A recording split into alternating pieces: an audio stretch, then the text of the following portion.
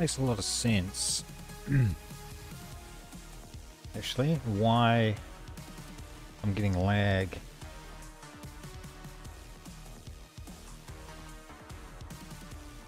When I've got that webcam running. Makes a lot of sense. Is this going to work?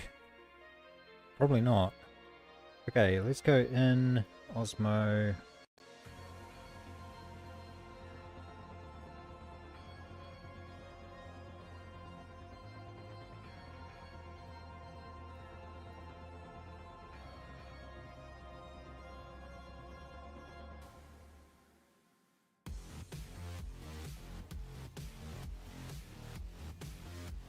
Wicked. Alright.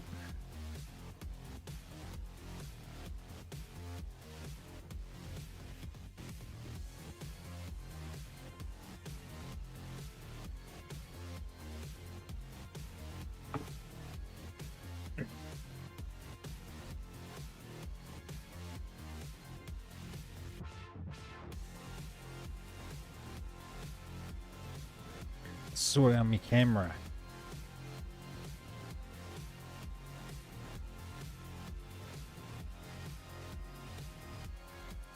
Sort out my camera. Okay, I think I'm sorted. Let's go out of studio mode. Go full PC, studio mode. See if mobile works. Hey, it does. Right. So, that's great.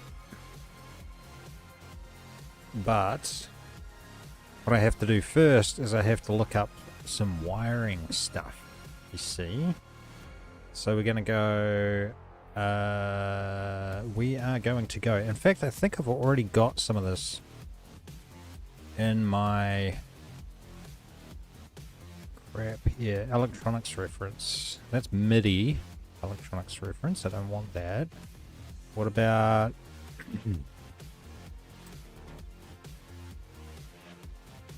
there's an app to open untitled. Isn't that just a note? Maybe not.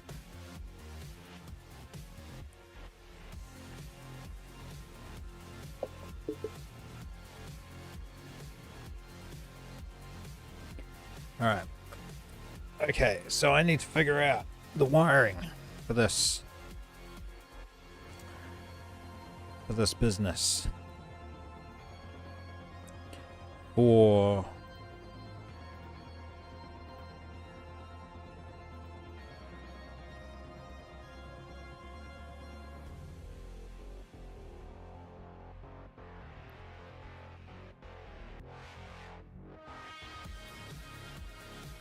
yeah.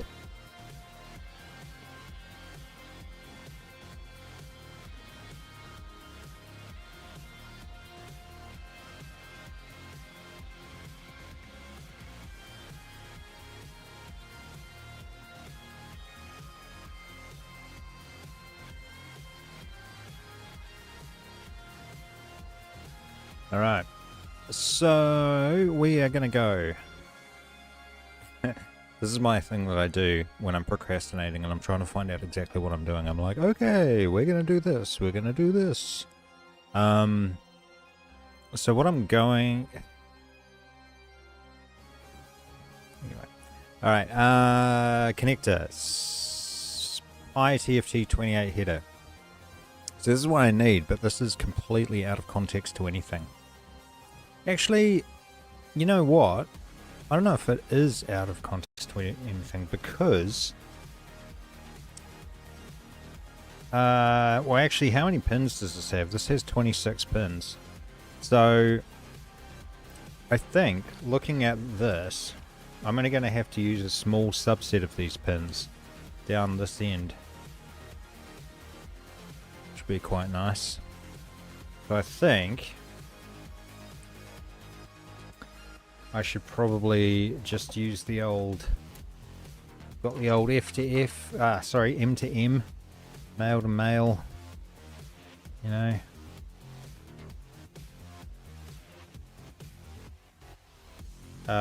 Covered in, oh, this is terrible. Covered I can't see that very well. It's covered in solder blobs. Learn me for not looking after my gear. Terrible. These ones are all corroded. They probably won't even work. Oh, whatever. I'll just go for it. See what happens. That's generally my motto. So 24, 23, 22, 21. So we got a nice group of 4 of them. So if that last one is 26, that must mean there's 13 on each side. 1, 2, 3, 4, 5, 6, 7, 8, 9, 10, 11, 12, 13. There is. I can math. Hurrah. Now, if we're starting on pin 1, which is, it's that inside top left, which that doesn't make any sense. Inside top left one, which is, that's pin 1 is yellow. Okay, now we know pin 1 yellow is going to be 3.3 volts. I actually don't even know if we need to supply this thing with 3.3 volts.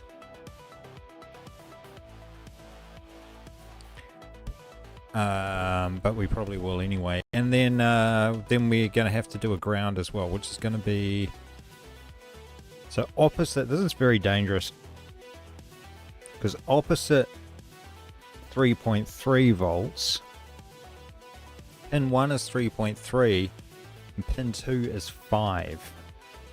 So I think I've fried a few chips in the past with my accidental application of 5 volts to a 3 volt thing. Anyway, moving right along, we've got, coming up next, we've got pin number, okay, so now we've got the power, we need the ground as well, and the ground is, so it goes 5 volts ground. So that's pin number 5. 6. Pin number 6, not 5. 1, 2, 3, 4, 5, 6. Here's the crap out of me, this does. Yeah, okay. 1, 2, yeah. Getting these pin numbers wrong. Oh, this is messy. Alright, I should probably, like, hook these up as I go, if it makes sense. So this is ground. And ground can just go into the ground, the blue here, so that can just plug into that on the breadboard, which is fine. Then we've got 3.3 volts. Maybe applying power isn't a good idea while I'm wiring the rest of it up. That actually sounds like a really bad idea, so I'm not going to do it. What I am going to do is try and weasel in a few more wires. So how many more do I need? 1, 2, 3, 4, 5. Wait, GPIO. I don't need those GPIOs. I don't think. I should just need MOSI. So here's what I'm looking at for my reference here. MOSI, MISO, clock, and whatever CE0 is. I can't remember what that means. It's like cable select or something.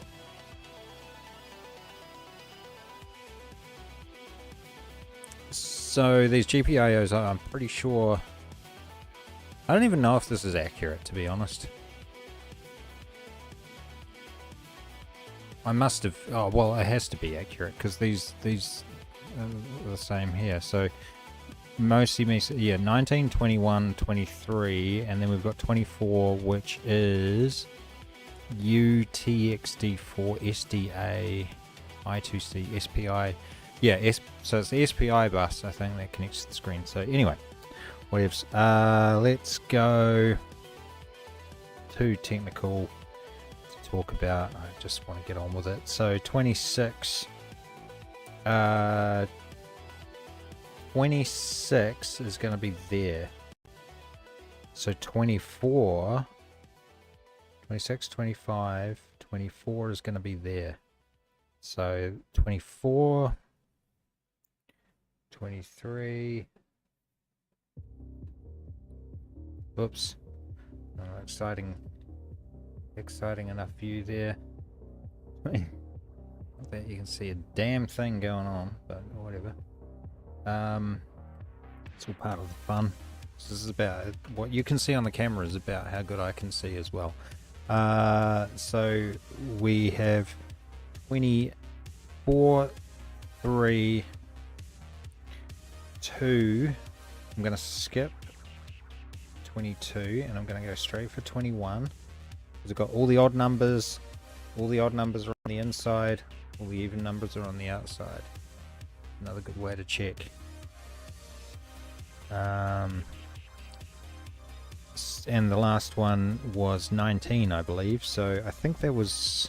So if that's 25, 23, 21, 19... And yeah, that's it. So it's just 4 wires. 4 wires for the data side of things. These 4 here. Oh, this really isn't showing a damn thing, is it? That's fine. Okay. Now I have to wire this up somehow into the breadboard, into the right place. And that's going to be fun. So, what did I say? Even on the outside. So that's 24. 24 is CE0. So that goes to, yeah, pin 24, which is GPIO 8. I think what might be smart is take this ribbon cable off. I don't break anything. There we go. Now I can see way better. Alright, so 24. 24 goes to GPIO 8. Which honestly oh, there it is, C0. Which should be 2 away from ground.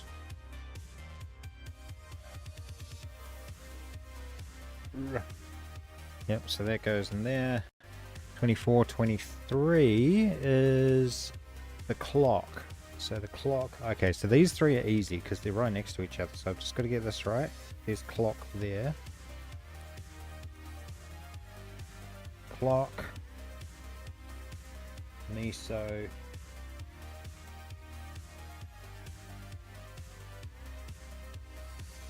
And Mosi.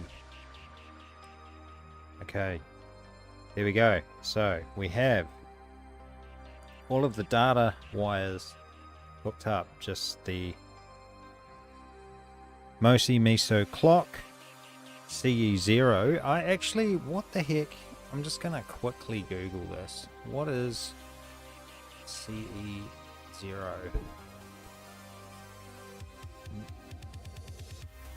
Here we go. So serial peripheral interface, yes, I know that. Master out, slave in. Ah, you know what? These are those things that I always forget. Yeah, chip enable, slave select. That's right. So it's like able slave select. Cheapers. We're working our terminology. I feel like, yeah, this is like cable select.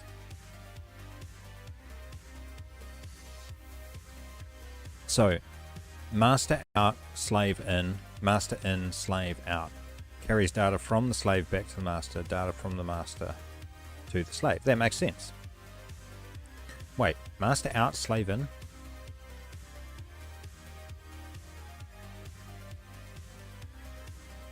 Back to the master, master and slave out. Yeah, okay, right, fair enough. And then, but then we've got clock as well. So this is a funny thing, like, this doesn't have clock. Why multiple clocks?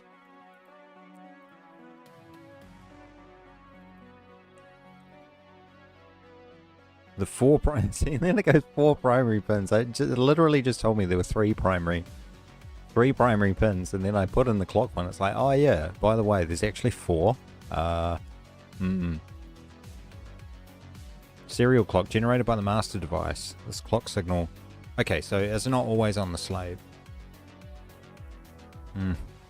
Whatever.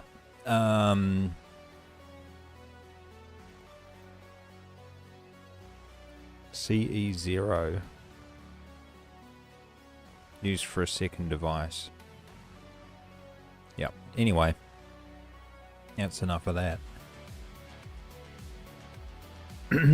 Now, the difficult part is coming up, which is basically turning this over. This is where I need little stands. I need to like 3D print, design and 3D print some stands, like extra pairs of hands. And when I say design and print them, there's probably like a billion open source ones on the internet already. So I don't need to do that, but okay. So we're just going to flip it around. Problem is, I need a vantage. Excuse me. Right. I don't know if the buttons, I don't know what the top is. And I mean, I can actually rotate this anyway, so. This is filthy. Oh, Dorito dust. Swear. Okay. Maybe let's push that back a little. Oh, this is just not ideal because I need the Raspberry Pi around here as well. That's fine. We can do that. Okay, so that's got a jam in the top there when I'm finished. Okay, so pin number 1 is the yellow, and that was 3.3 volts. So I'm going to tap off 3.3.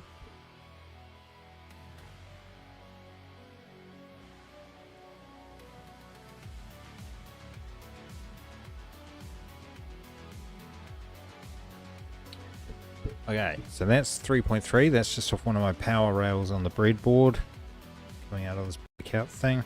And then 5 volts is on the other side. I don't think I powered the 5 volt line.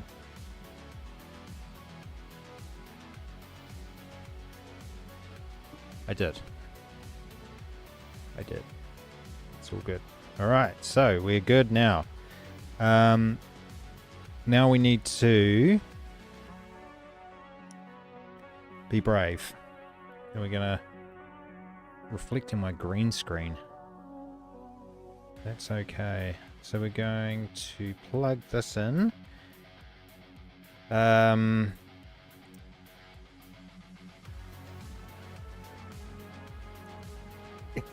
Hopefully not knocking anything. Jeez. Okay, hopefully not knocking anything out at the same time. Alright, I think we're good. I'm just going to do visual check. There, we got nothing that's fallen out, which it hasn't. Okay, that's good. Now I reckon a little bit of power applied to this bad boy, we're going to be gravy. Need some Doritos for fuel. I need to be sponsored by Doritos one day. That'll be good.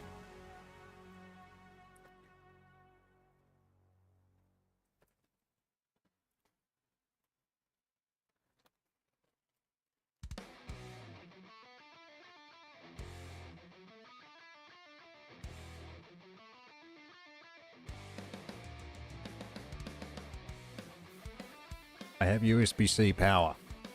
Should be able to run the Raspberry Pi. No problem. Here we go. Watch out for smoke. Please no smoke. I can't afford another Raspberry Pi right now. Hey, we got a white screen. Okay, that's good.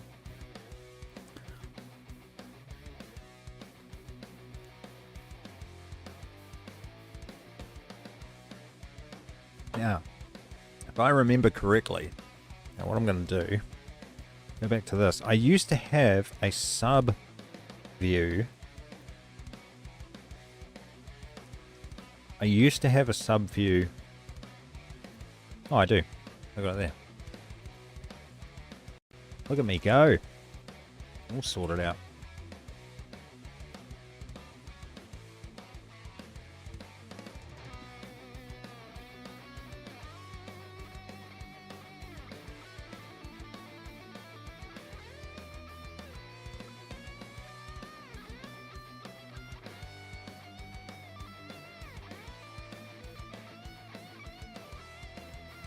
Right. Now we're going to SSH into this bad boy. I think it's, I think I've been in there a few times. I think it's just SSH. I think it's the mess at MIDIPUNK.local. My, crazy secret password. Development stuff. And we're in. Hack the mainframe.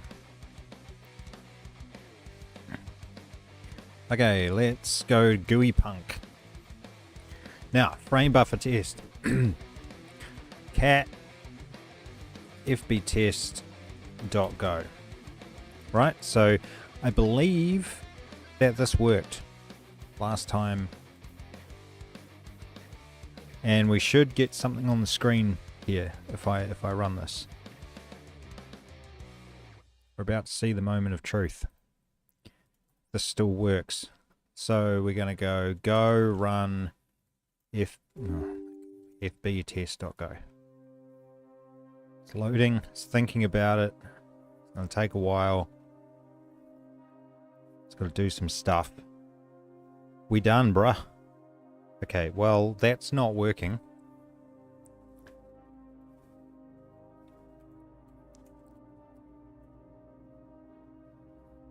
Draw frame. Frame request. Okay, so I mean nothing's erroring out. It's actually kind of working. You know what? Maybe don't you have to enable SPI in like sudo raspi config or something like that? Interface options, SPI. Would you like the SPI interface to be enabled? Yeah, I damn well would. It is now enabled. Sweet. Configure display settings. I'm pretty sure that's not what I want. So we'll go back. I'm pretty sure that was a SPI I needed to have turned on. I already, honestly, I thought it was already, but hey. Advanced settings. Nah, we'll just go. That's all good. All good, dude. Let's go. We're done, bruh. Okay. Now, we're still not getting any pretty pictures on the screen, so that's not ideal. The only thing I can think of is that I've wired it up wrong, and I'm terrible. Okay, I think I've got some slightly dodgy connections here, because when I move things around, it's alright, come on, cat. Come on. Come on. Oh, God. He understood English. Right. So I'm like... Oh, ooh, ah, ooh. Yeah, this is really not a great test of coding when I'm shaking the cables around. I'm getting this flickering on the screen here.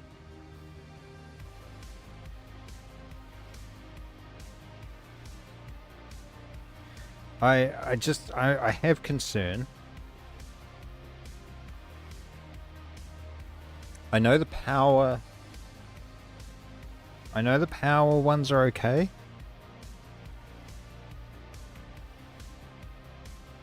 Do I?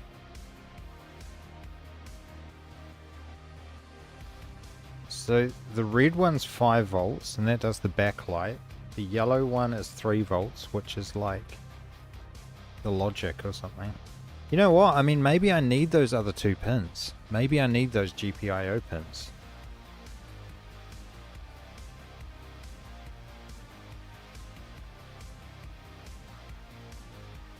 I mean, it's a possibility.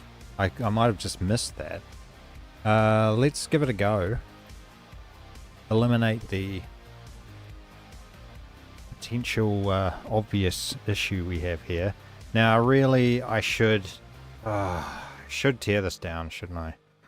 Should just bloody turn that off. The times I don't do that, I swear, times I'm gonna get smoke of doom. Things are gonna blow up in my face. Alright.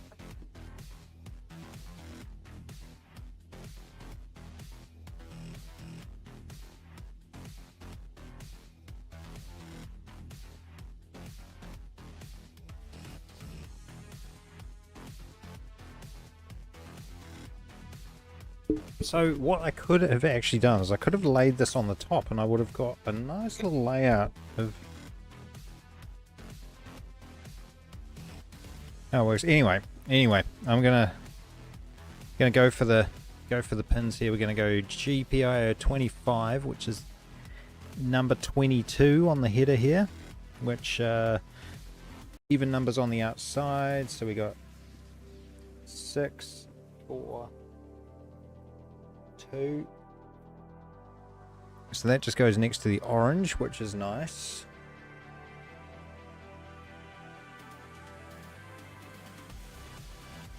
And 24.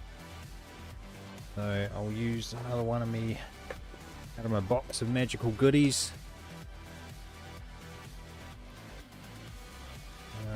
Poo color, that's good.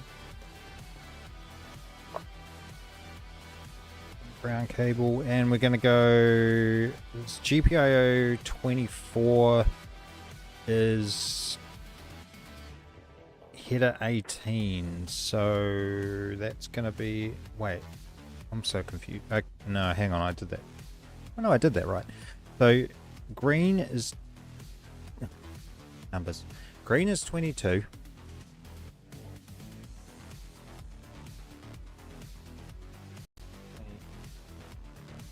18. Okay.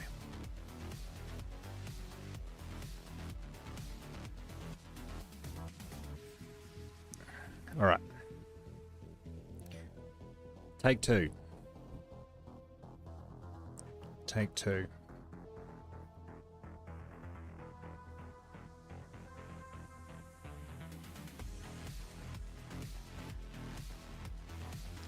Sleuth that ribbon cable in there.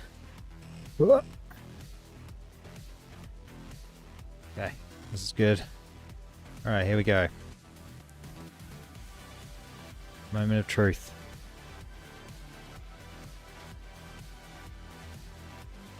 Or despair. Now, the weird thing is, if this works, I actually don't know why. I don't know what those pins are doing, so...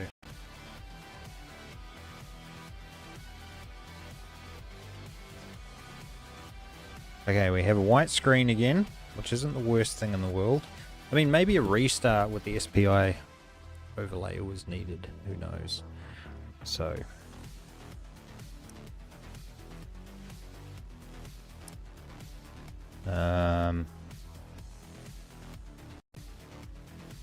Okay.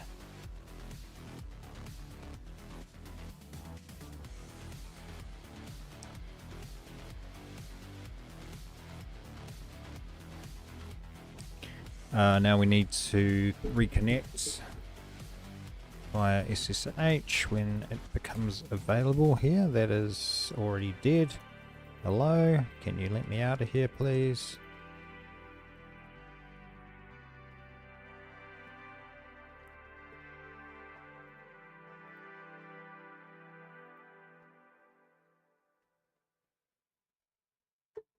Ah, there we go.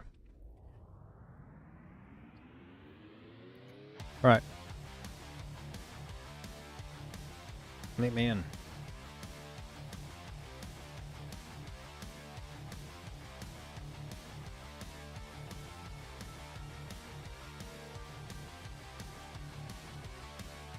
I don't see much happening on the activity light, which is a bit concerning.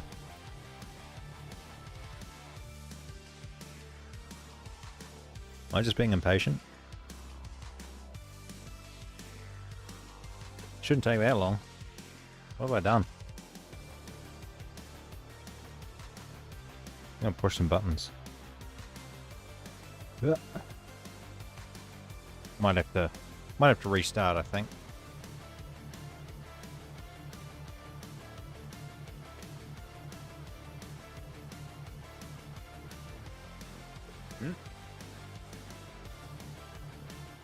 I just saw activity flashing again.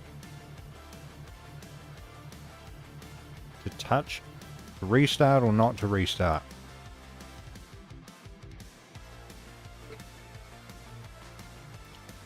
Restart.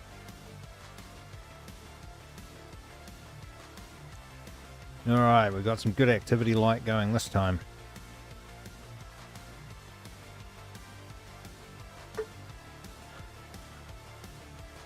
This looks promising. This looks good.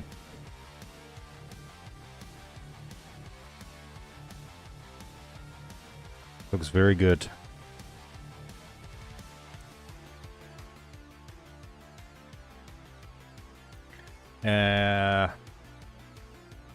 What about now? Nah. It's like it's freezing on boot.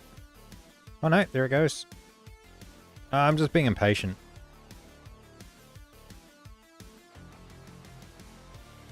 And fair enough.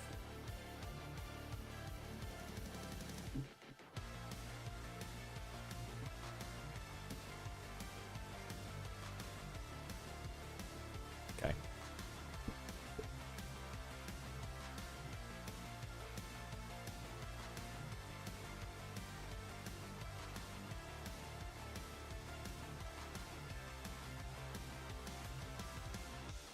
I am a little like this is not going well.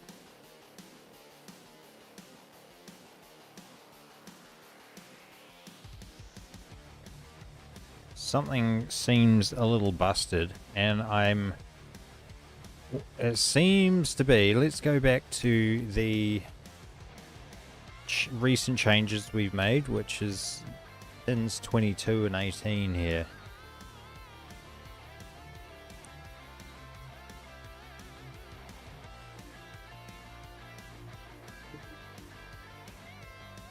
Things I've done in the past involve accidentally hooking up GPIO pins straight to ground, so you get a short. I'm just going to unplug both of those GPIO pins.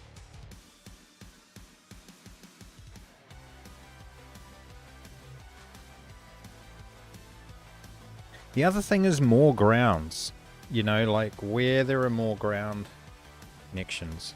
You know, ground connections are good. I mean, generally speaking, all of the grounds should be all together.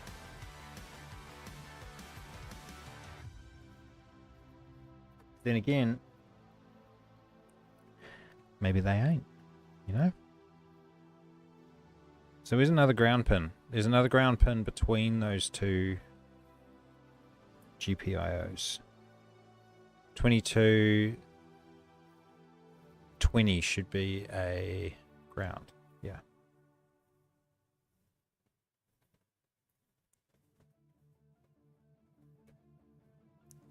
Okay. Another ground. Well, still no host coming up, which is not good. I'm going to reseat the memory card because of all my faffing around. Might have done something to it. Doesn't feel hot or anything, and I haven't seen any signs of smoke or anything suspicious. Now, give it a bit of time. Crank her up again. Just make sure I'm not shorting anything on the breadboard either. Some components that are less than ideally placed. Yeah, seems right.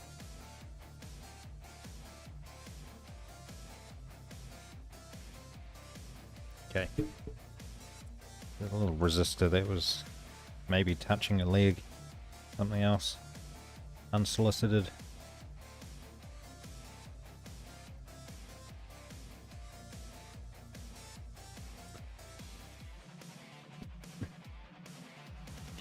Okay, if this doesn't work, I'm going to have to take off the ribbon cable. Go back to basics and just see if the Raspberry Pi boots. I'm a little concerned that the SPI... I changed the SPI overlay and it's killed... It's killed it. Which it shouldn't have done.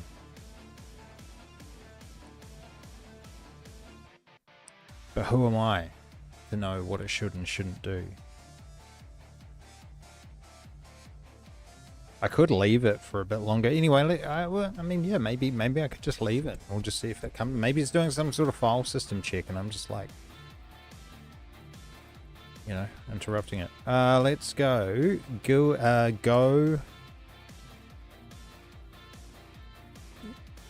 GUI framework.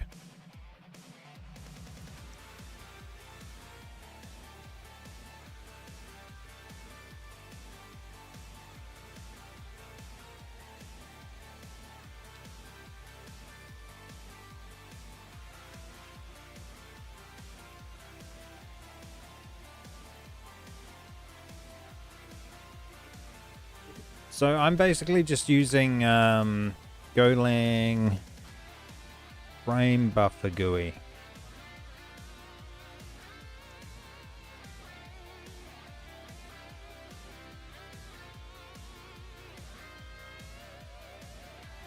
I mean, I think this is the library I'm actually using, if I'm not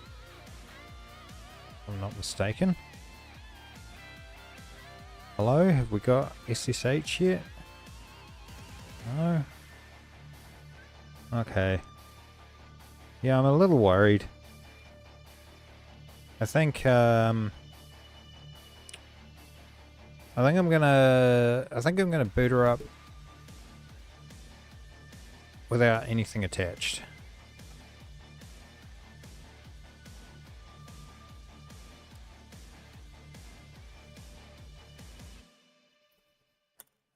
Let's try that.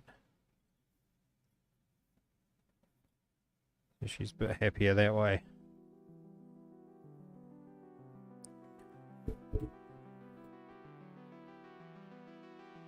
Wonder what it is.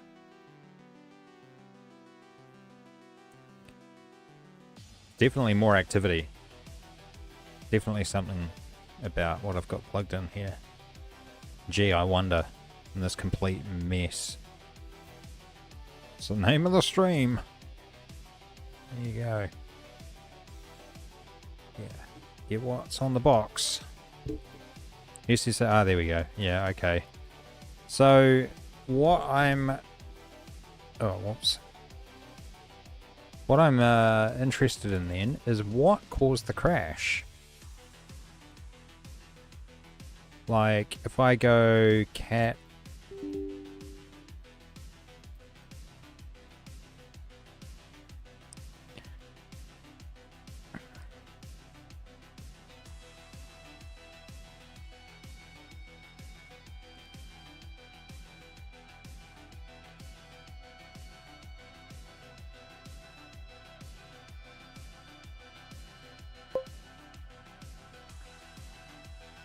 Journals CTL.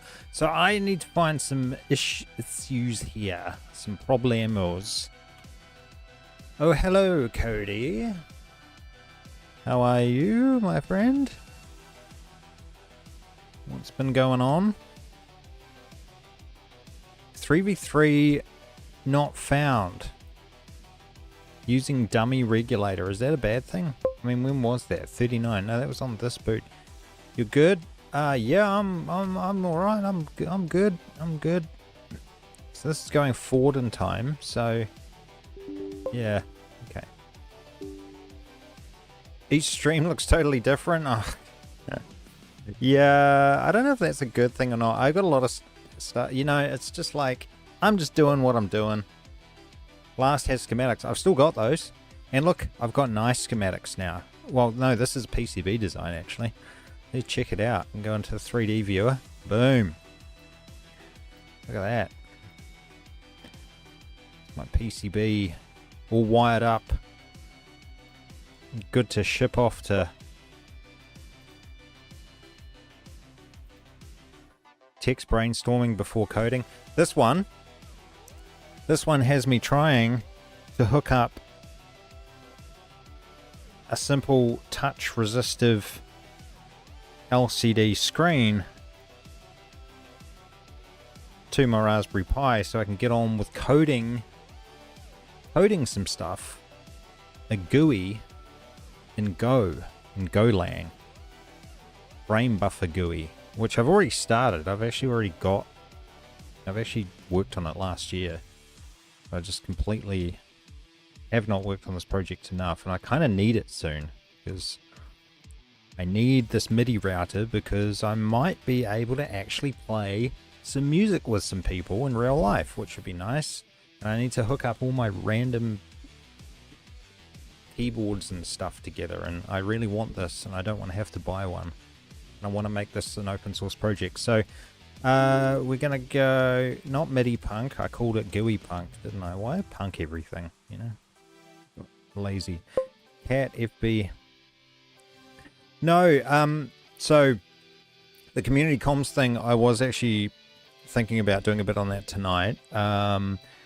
It's basically at a point where I'm waiting on my mate Sam, who was chatting to me last time. We just need to get our heads together and decide exactly how we're gonna, like, who we're releasing this to and how we're gonna release it, and then I'm gonna put it up live. I mean, we're basically at that point now. I've got that Docker image and stuff going, and it can boot up in a container quite nicely, so that's all fine. But I did get some toys. I got some new fandangled radios. Heltec Automation. It's 802.11AH, which is Halo Wi-Fi, which is 900 megahertz Wi-Fi. 32 megabit data rate, 32 megabit data rate at not 1 kilometer, but it, like, at maximum 32 megabit data over about a kilometer. It's pretty insane. Like, it's the sweet spot between Wi-Fi and LoRa. I just realized my sprite can's invisible because it's green.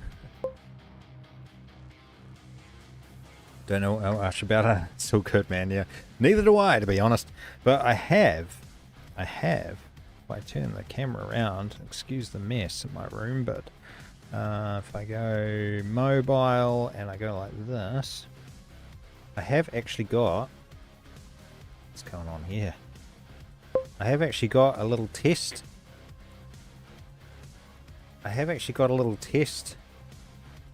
One running on a Raspberry Pi Zero. Oh my god, I'll put this camera at all. I've hooked it up and I've actually got the thing running, which is quite nice. So the problem is I don't have two Raspberry Pi things, so I can't actually test the connection, which kind of sucks. And you're googling MIDI router. Oh yeah. Well, I can help with that. So yeah, basically you can do this on a computer anyway.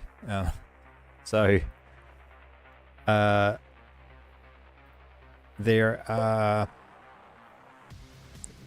yeah, it's not like MIDI. So MIDI is the language that, like, music devices use to sort of communicate with each other. It's a really remarkably simple protocol. It's like, play this note this loud, change to this program. It's like basically 33 kilobits per second or something like that, which it's like just serial.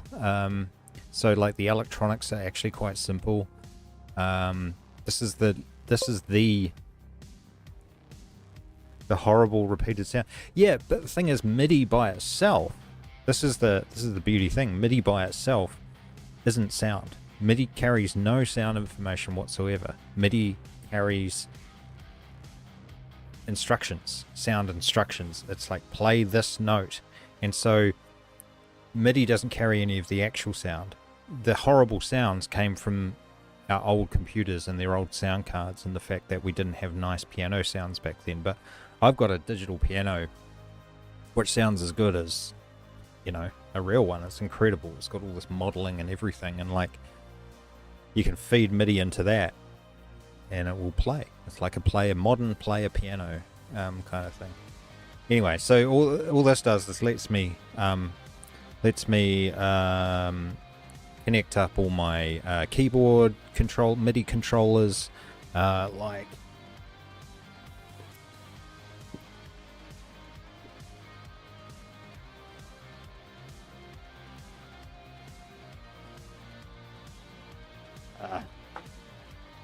this.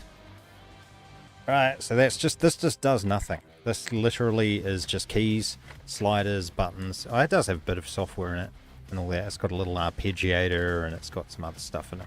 But this by itself actually doesn't do anything. It needs a computer or it needs a synthesizer to be plugged into. And it connects via MIDI or USB, and USB MIDI can go over USB as well. So this MIDI router basically allow me to plug in all of that stuff. The automated programmer songs and electronic piano keyboard, the name is also MIDI. Yeah, generally speaking, they will just be MIDI files, and there's different extensions to MIDI and stuff as well, but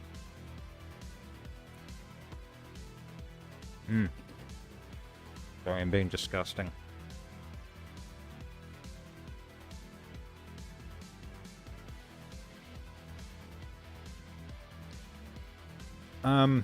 So now I have to work out why when I plug in the Raspberry Pi, MIDI is the comms protocol port file format. Exactly. Yeah, that's it.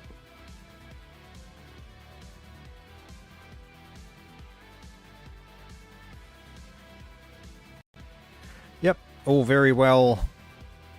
I mean, I think I've like got some old videos of when I actually got this working for the first time. I'm pretty sure.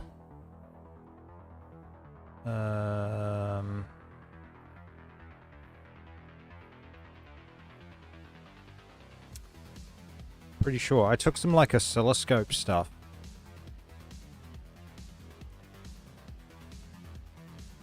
Oh, here we go. Yeah. Do I have oscilloscope footage in this? My gosh. What am I doing? So much.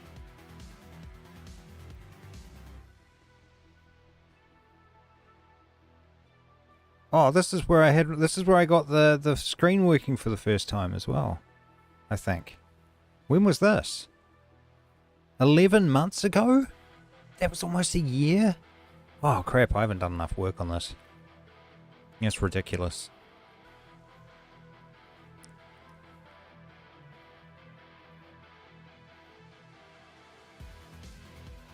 So yeah, I mean, I'm pretty sure somewhere in one of these videos I've got my oscilloscope hooked up and you can see the MIDI signal on the oscilloscope, which is kind of cool. Here we go.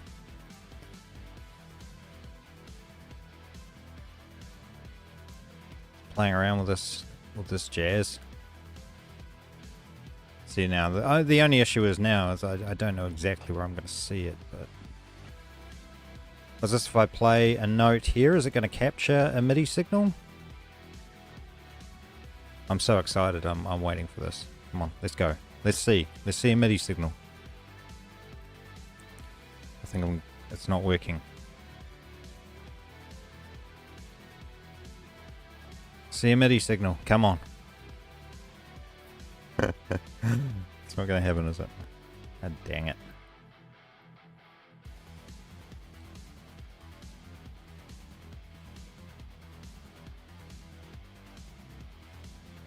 I've let myself down. I know I did. I know I caught some juicy ones in here somewhere, but it's good because you can. Yeah, I mean, you can just see it, and you can. It's just a standard old Standard old digital signal. Standard old serial signal. Anyway, that's enough of that rubbish. I'm wasting time. Now, I need to find out why the heck my Raspberry Pi isn't booting when I have this thing plugged in. I'm obviously not happy about one of the connections. Or all of them, potentially. Because this is pretty disastrous looking. Rat's nest of wires, which we love. So I've got the 2 grounds. I've got me 5 volts. Got my 3 volts, and I've got me other bits and pieces.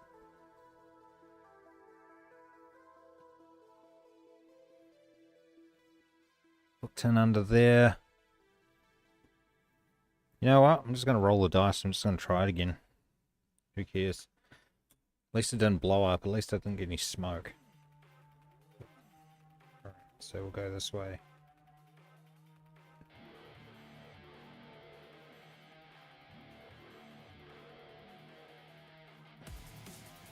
Alright, make sure that's on there good and tight, which it is. Plug her in. Boom. And we got white screen and green light. Now the problem is that little green light needs to keep flashing and doing stuff. Okay. It's doing stuff.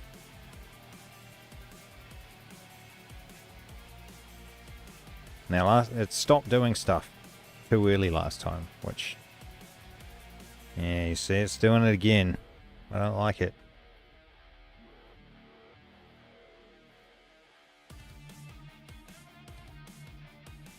What I could do, I know what I could do. Just for debugging, I could plug the screen straight into the Pi. I don't need to do it via this wacky breakout board thing. There's probably a whole bunch of crap going on here which is causing it to fail.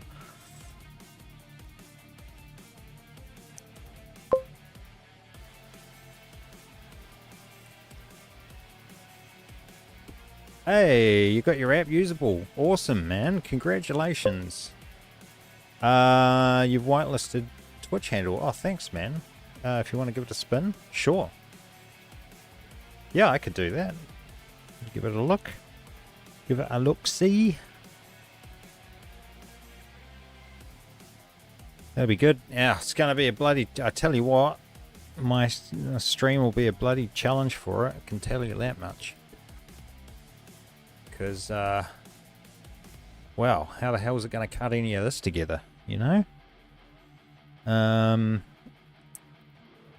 Might be an unfair test.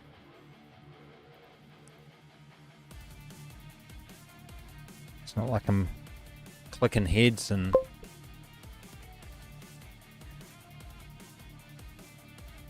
Doesn't have to be on stream. Cool, cool.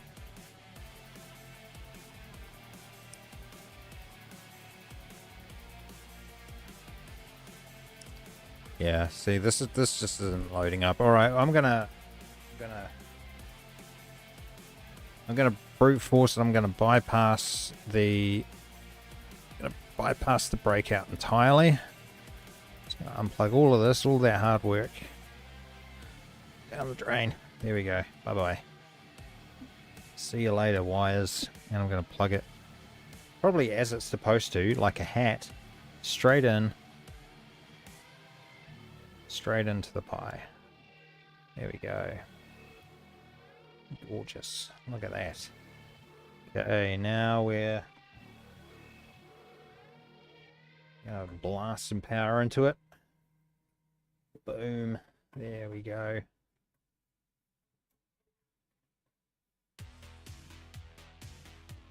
Gonna be a lot of waiting.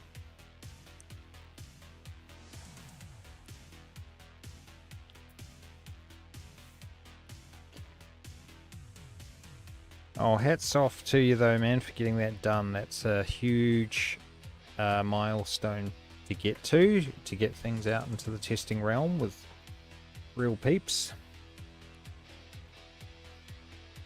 Okay, so that's interesting. The screen's gone black this time. It's like round 3 of milestone 1. Yeah, well.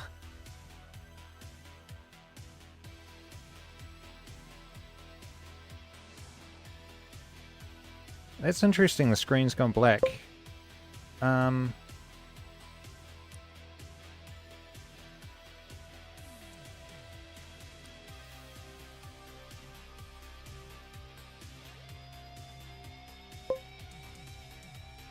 You see blue? Oh yeah, yeah, it is. The backlight coming through.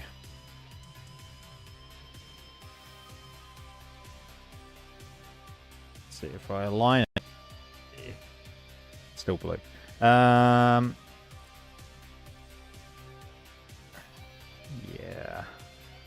Okay. Something is not happy. Oh no, it's working now. Oh, we're in. We're in. Yes.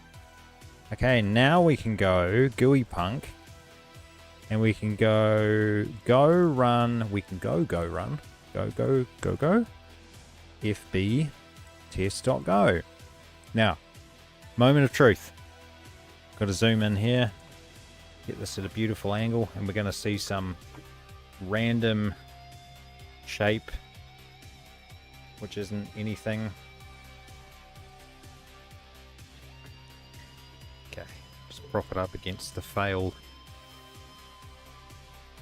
Oh, breadboard. No, I won't. Put it against this random thing. Half-finished project. There we go. Okay, let's see what happens. If I run it. Run. Boom. We have graphics. We have drawn thing, an aerofoil, an aeroplane wing into the frame buffer of our Raspberry Pi and drawn it on the screen. Okay, so that's good. That's good. Now we can actually start doing stuff. It's taken me like nearly an hour to get to this point. Okay, I think down for some like vibe coding here actually tonight. I think we're in for some vibes. So I'm going to bring up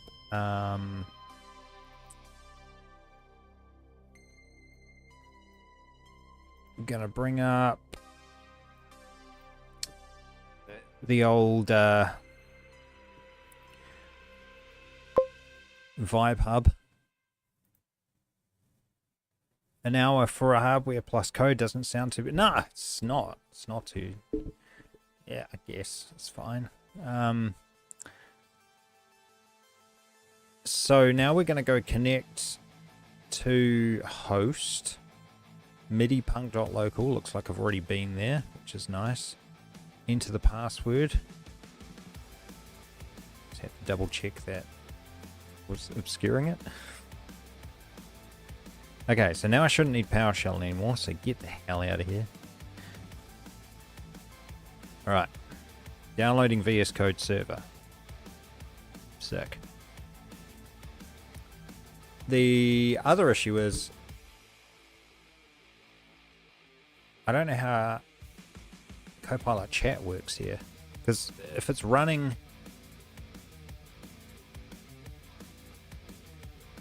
I don't know. I'll figure it out.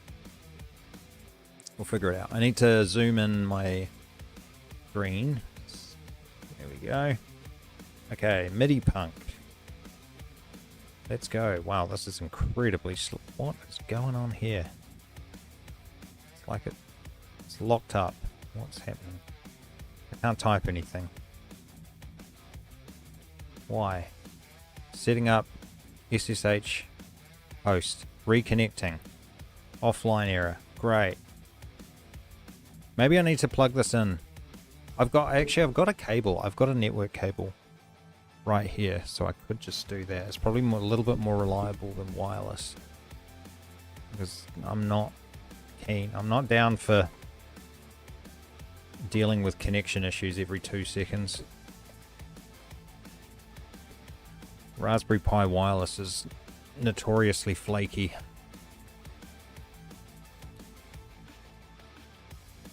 Alright, let's get this whole network cable jammed in there. Let's go. Boom. We've got green lights. Negative. Oh, yep, there we go. Yes. Flashy network lights. Yippee. Okay. Let's get this all nicely arranged again for your viewing pleasure. Okay, there we go. Alrighty. Now, let's reload the window, because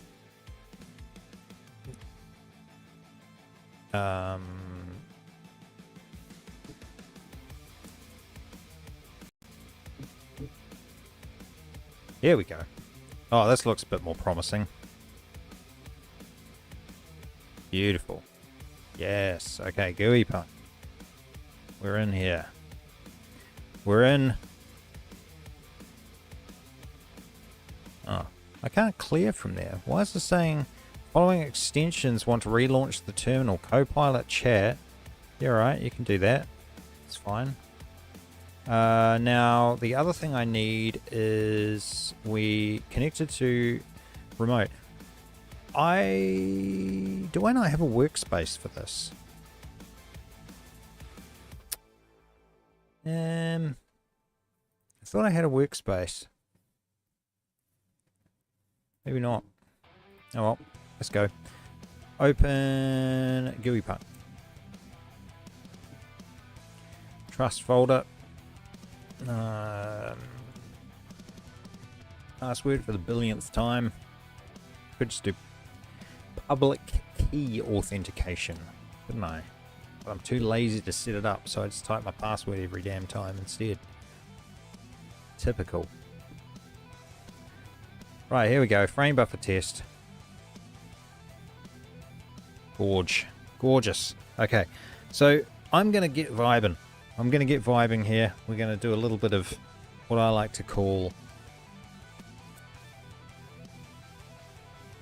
mutual vibing, or wait, it sounds kind of dirty, but I mean, what do I mean? Hybrid vibing. GPT 5.4. Shivers. I haven't tried that. I don't think I've tried 5.4 yet. Is there 5.4 codecs? Is that out yet? There's only 5.3 codecs, eh? What should I use? Gemini 3.1 or 5.4 or 5.3 codecs? I don't know. They're coming out thick and fast, these damn models. 3.1 Pro has just been absolutely brilliant for Dart and Flutter. But I wonder about GoLang, and because Go's Google as well, I'd imagine that Gemini should be pretty damn good at it. So I'm gonna stick with Gemini for now. Right, we're going to go plan. We're going to go plan mode. We're going to go outline the goal or problem to research. I want to build a frame buffer based GUI package in GoLang.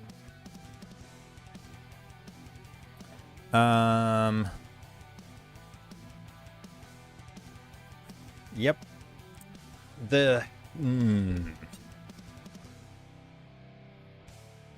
Okay.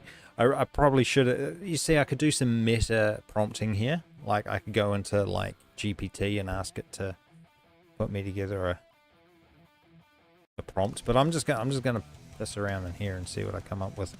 And my head is right in the way of what I'm writing as well, so that's great. Good stuff. Good streamer. Okay, there we go. All right. I want to build a frame buffer based GUI package in GoLang.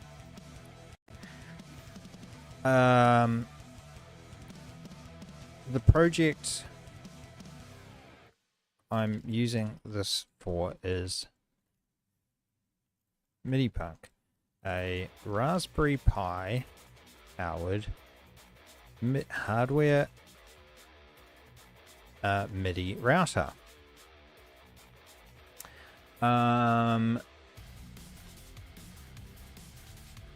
This uses a cheap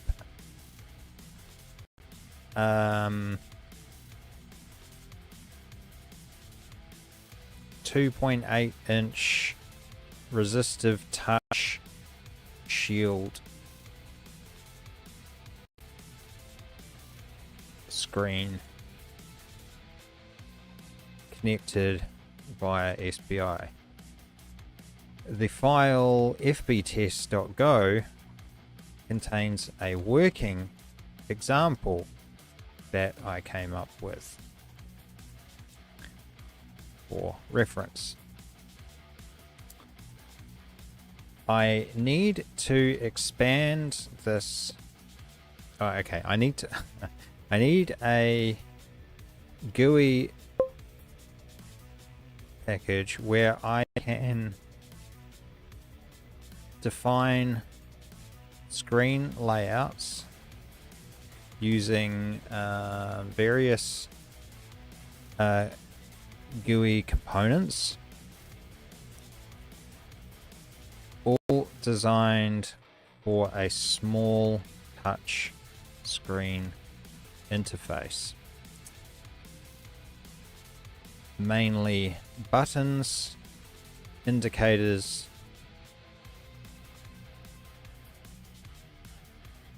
some text display fields, and maybe an on-screen keyboard.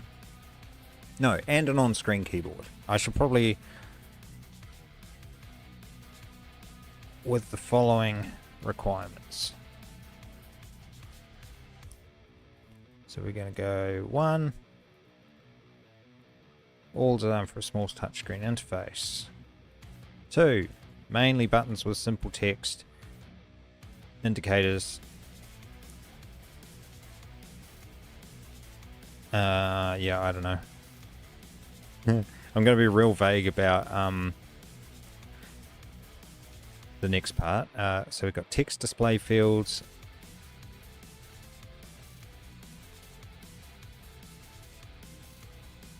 an on-screen keyboard, and 5, some form of API for the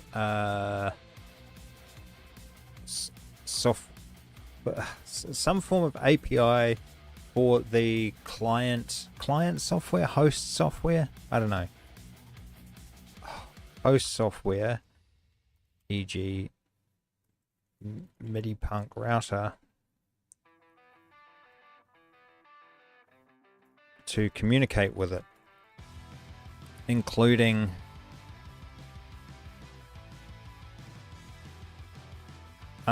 questions I have and want decisions on the best way forward.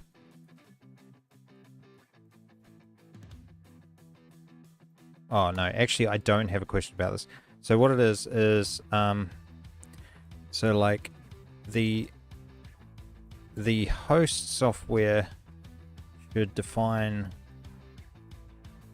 its layout files in the format expected by. Okay, we're gonna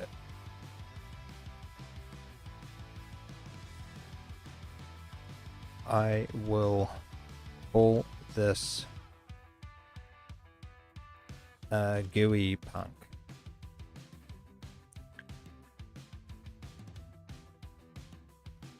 I'll be the project I'll be interfacing this with is MIDIPUNK. Okay, I need a GUI package where I can define several screen layouts using various GUI components with the following requirements. All designed for a small touch, mainly buttons, text display fields, on-screen keyboard, some form of API for the host software to communicate with it. Perhaps via a socket. Perhaps via a Unix socket. Or, yeah, I mean, that works. The host software should define its layout files in the format expected by GUIPunk. And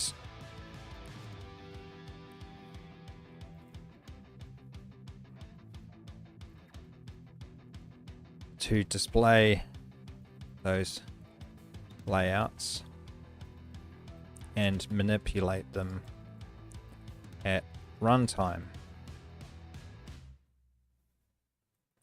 I have attached a really rough picture of a UI idea as an example of the simplicity of the UI elements. Alright, so that I do have somewhere in here in my notes of goodness. UI concept, there we go. So what I'm going to do, I'm just going to let AI go for it. So I'm just going to basically go, connect to arrows. So text display fields. I've got to redo my numbering. See, that's why you don't number bullet points, because there's no need.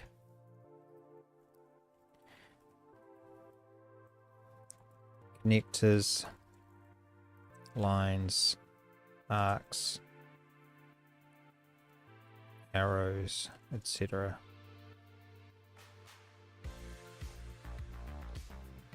Right, so I'm going to take a screeny shot of that.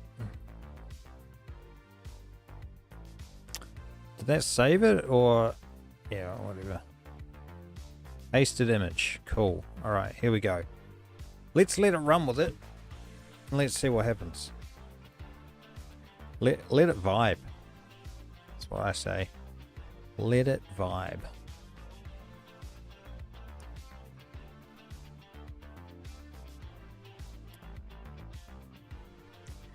Let's go.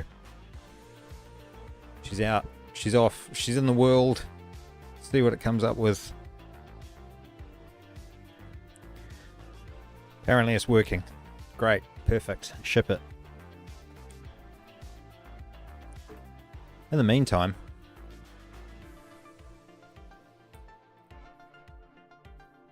have a fidget spinner.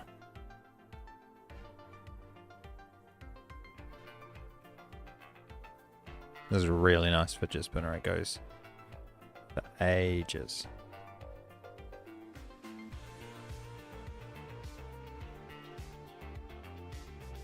I'm just gonna. I want to see. Okay, here we go. All right, so that, wow, it's finished already. Jeez, that was fast. I heard that they sped this up. That's ridiculous. Okay, what have we got? Conceptualized, framework, and created memory file. I have drafted a comprehensive architecture plan for GUIPunk based on your requirements and the provided visual reference. It revolves around separating the UI into a standalone service that reads declarative layouts over Unix domain sockets, renders them to frame buffer 0 using Go's Draw2D library, and captures touch events via input evdev. What? To send back to MIDIPUNK. Sick. What did it do to get here? Let's have a look. It's becoming clear that a frame buffer based approach will be crucial. Okay. Well, I did say that. Planning the architecture, which is proving to be quite detailed. Defining the architectural components. Client server model. GUIPunk service and communication via Unix sockets essential. Draft outline and markdown. Okay. And breaking down, focusing on how Draw2D image will be used for rendering, deciding between full and partial redraws to optimize. What did it come up with? I want to know that actually, because I always dreamed of this being partial renders. Just partially re-rendering bits of the screen. Way faster, way more performance. So hopefully I also need to specify the client-server communications protocol. I'm leaning toward JSON over Unix domain sockets. Okay. Focusing on button, indicator, text, and connector. Choose a method for reading touch events. Seems that dev input event X. Yes, actually, I've used that before.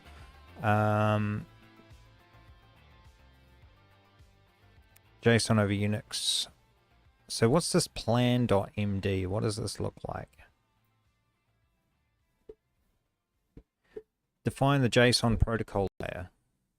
Commands from host. Load layer, update component, show keyboard. Events to host, button press, keyboard input, touch event. It's pretty nice. It's real simple. Graphics rendering engine. To a renderer struct. Implement a component interface. So draw 2D image graphical context. Graphics context. Image okay, yeah, whatever. Build a basic render loop. 30 FPS. 30 FPS. We'll be bloody lucky. Implement a touch event listener. EV dev package. I'm pretty sure I played around with that already, actually. Something. Anyway. Add coordinate mapping to map raw touchscreen ADC analog to digital, convert values to screen pixels, build collision detection, bounding boxes, component libraries,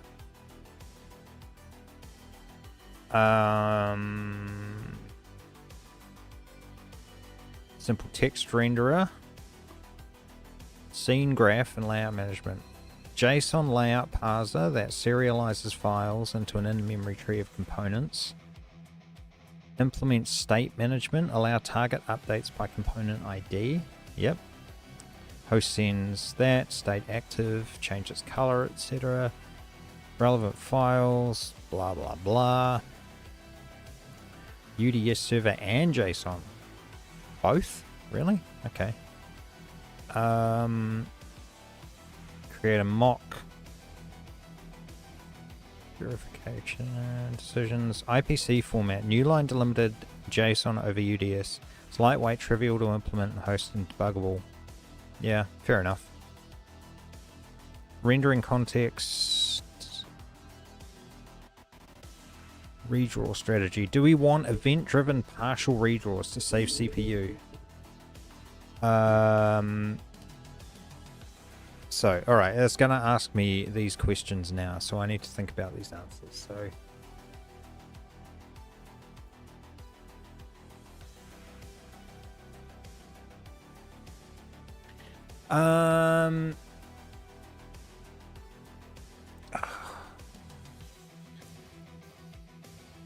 Okay, this is a pain because I actually don't know the answer to this one. So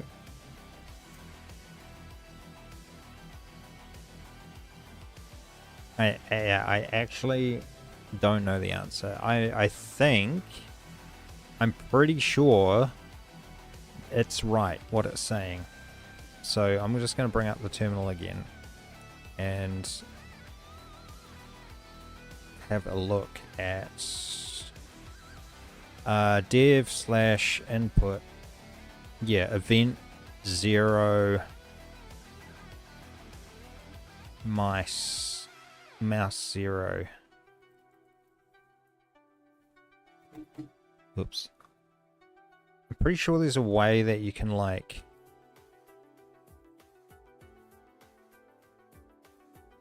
I'm pretty sure there's a way you can see, or is it tail? No, I don't know. Pretty sure there's a way that you can actually monitor these. But I'm not sure exactly how to do that. I need to remind myself, how do you live monitor? How do you live tail a device output Linux?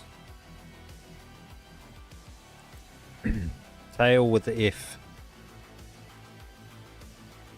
Tail F.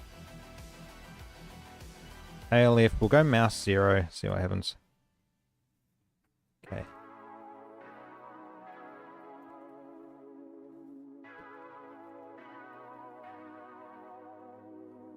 I'm just literally just like...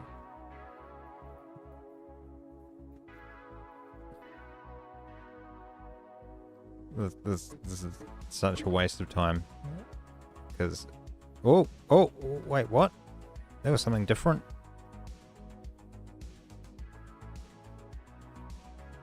Two plus. Did that...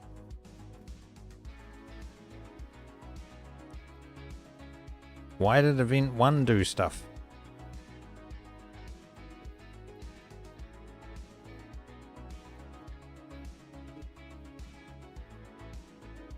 I don't know. Anyway. Hyper. I mean, the thing is, though, is if I use... Oh, there we go. SMTPE. That's it. That's it. That's the one. That's the guy. I've seen this before. Okay. LS. Event 0. Look at that. Not that it works, but, you know... Wait, or was that the one that was telling me stuff was happening? See, like I'm tapping on the screen. So we should have about 10, something like that. No? Okay. Fine.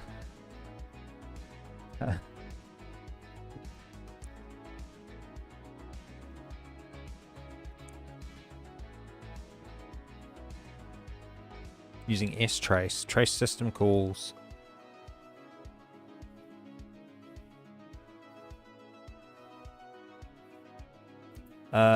I want to show output of touch screen STMPE Linux.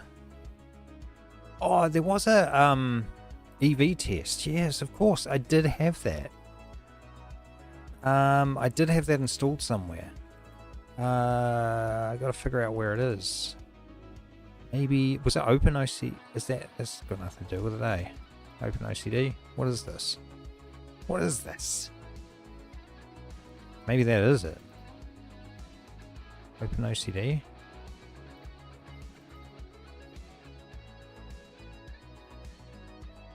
On-chip debugger. Okay, no, that's not what I want. Not what I want at all. How do I install EV tests? GUI punk. Okay, install EV test. Not installed by default. You must install by using install EV test. Oh, well, go figure. So sudo apt update.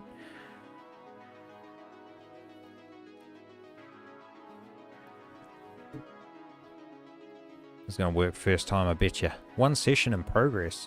Oh, it's because it's waiting for my answers. Yeah, so this...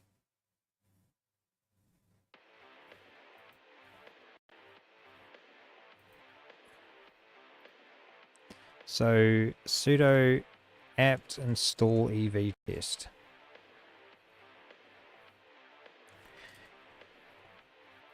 Should always put on the tac Y on the end. Same amount of keystrokes though, because whatever. Okay, so now I should be able to go EV test.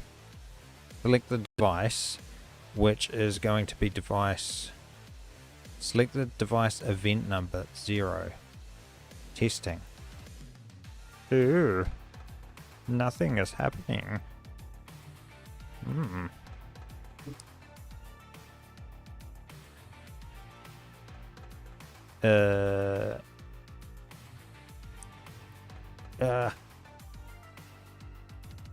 I don't know. I'm gonna say I don't know a lot about it. I can see an STMPE TS device event 0 in /dev/input.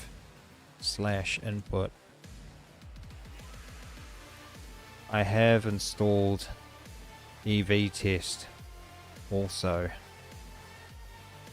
Yeah, I mean,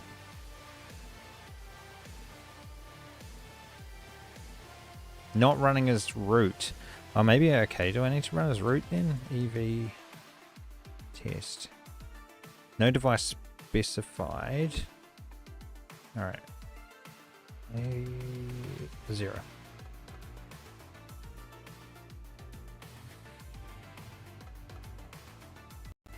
So really nothing's happening, you know? Which is a little, like,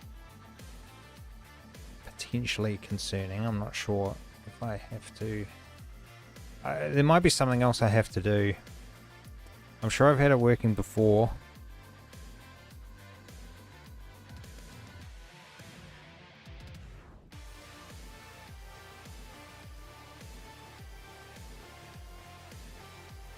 Given it's an SPI screen, do you prefer an event-driven redraw?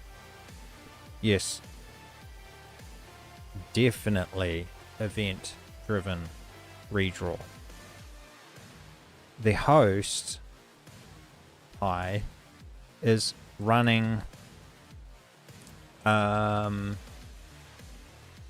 MIDIPUNK, which is processing potentially thousands of MIDI messages per second. So want to have the priority of the display and CPU load as low as practicable. Will we need a TrueType font? Do you have a preferred monospaced or punk aesthetic font in mind? Or should we just use a generic system sans serif? I don't know, okay? That's like, do we want a TrueType? Do we want a nice TrueType font? I just want something clear. What's a really nice clear... Okay. Let's go Google some fonts. Fonts.foogle. Google fonts? Google fonts. Google fonts. Right. So, I mean, shit. Is it listening to me? Is Google listening to me? Because I swear, like, that's just about perfect. It is listening to me. Of course it is. Maybe it's not perfect. I don't like it.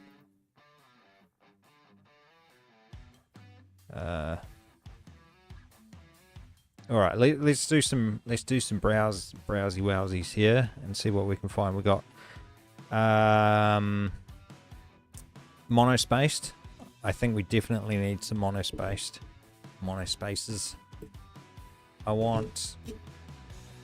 I mean, pixels. That's kind of very robotic. I mean, see, this is designed to be readable at small pixel values. So, like, let's have a look at this. So, I'm not super sure about it though. But say, like, let's look at a tall letter here. What are we looking at in terms of pixels? We're looking at 1, 2, 3, 4, 5, 6, 7 pixels high. So if we've got 320 by, I don't know, I can't remember how big that screen is. It was in my UI concept. 320 by 240. So if we've got 240 divided by 7, that's just over 30, right? 34. 30. So we could have 34 rows of text, which is quite a lot. This actually isn't that far off how I've laid this out. So I'm not like... I wouldn't want that 1 pixel high though. It's pretty it's pretty gross, isn't it? It kind of works. Oh, VT323. Isn't that a thing? Like, is that a yeah, VT320 text terminal. Awesome. Old school. Love it. Okay, that's kind of cool actually, and that's got a little bit of a hark back to, like, you know, old school days, and we're plugging in MIDI stuff and we're doing, you know, I kind of like that. I'm going to suggest there's a monospaced font by Google called VT323.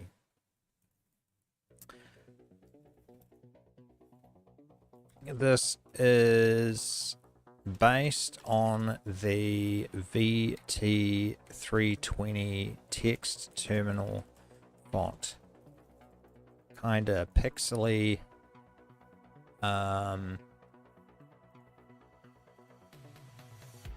Kinda pixely, you know, easy to read on small, crappy screens.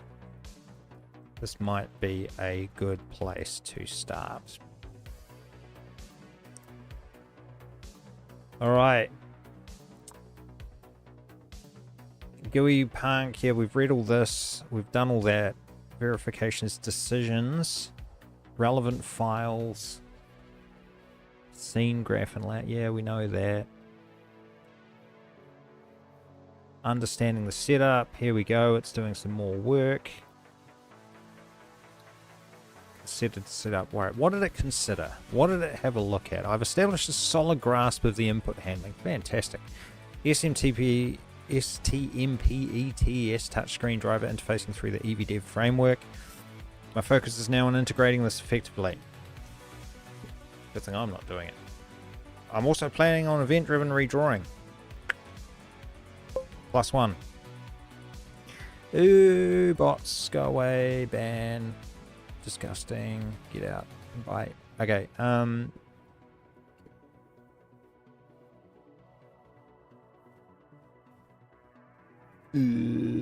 am I doing?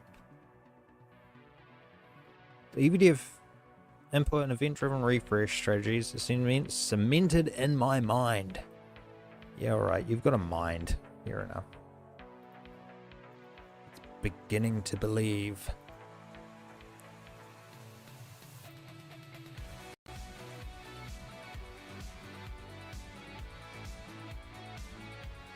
Updated memory file.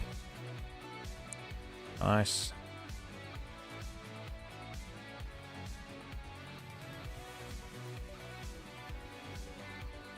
I need to get their explicit sign-off on the proposed plan before moving to the implementation. Are there any final tweaks they want to make, or are we good to go? Ensuring their buy-in is the next key step. I love it. Sounds like it's preparing sales for me. GUI Punk will be a highly optimized, event-driven standalone Go service rendering a CPU-drawn UI directly to the SBI frame buffer for MIDIPUNK.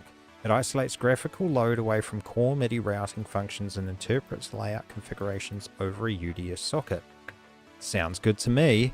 Steps: foundation and IPC setup. Go module structure, implement a UDS, JSON server, run GUI Punk sock. Perfect. That's exactly what I want. Define the protocol layer mapping. Okay, that's very vague, but I guess we'll see. Well, I mean, that's pretty much, that's pretty much all it needs. It needs to load a layout, update a component on the screen, and then show the keyboard for text input. And then sends back keyboard input, or the component sends back button pressed or a touch. Yeah, okay. It's kind of cool. Good place to start anyway. We can add shit like dragging and stuff in the future. Abstract, go nuts, frame buffer, and draw 2D image context from generic interfaces. Build an event-driven rendering loop. Keep CPU cycles near 0%. I mean, yeah, I suppose. Because it only needs to render when something changes. It doesn't need to render every frame, which is that's going to be amazing. Like, that's going to be great, because that's what I did in this stupid test. It literally just like, I think actually what I think I was doing, I think I was stress testing this, so I was just changing the sleep timer.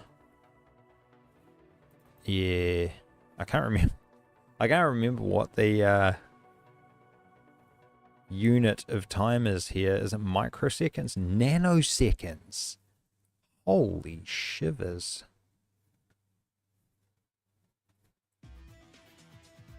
Nanoseconds. That's so cool. I love, oh my god, when you're talking about nanoseconds, I don't know. That's freaking awesome. I love that.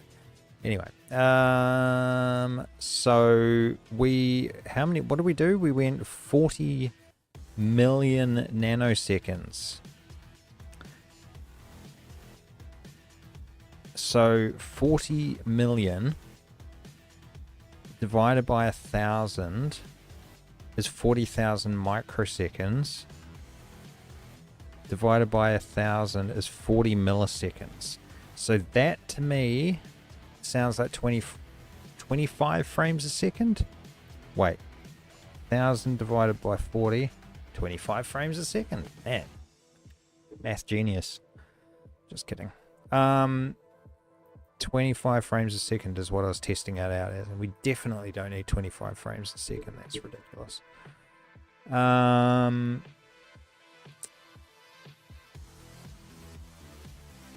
Okay.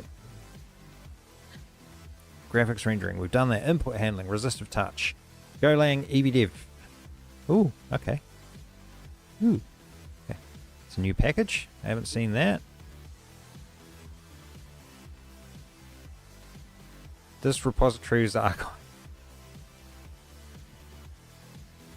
No. Okay. EVDev. GoLang. Is it? I wonder if it's built into Go now. EVDev package.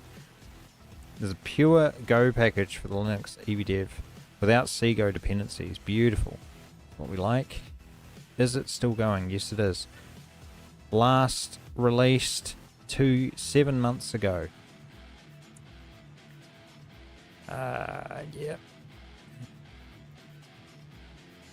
I always worry about languages dying and stuff. It's like, oh man, spend all this time building something and then language goes, and it's like,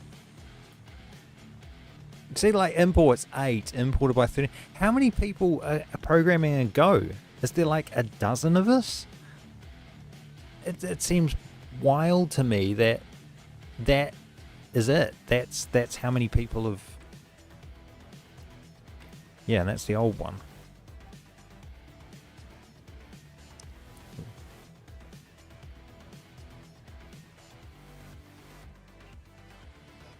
Okay, so I think we're going to use this. I think we're going to use this one over that. We'll call it Hollow Plot.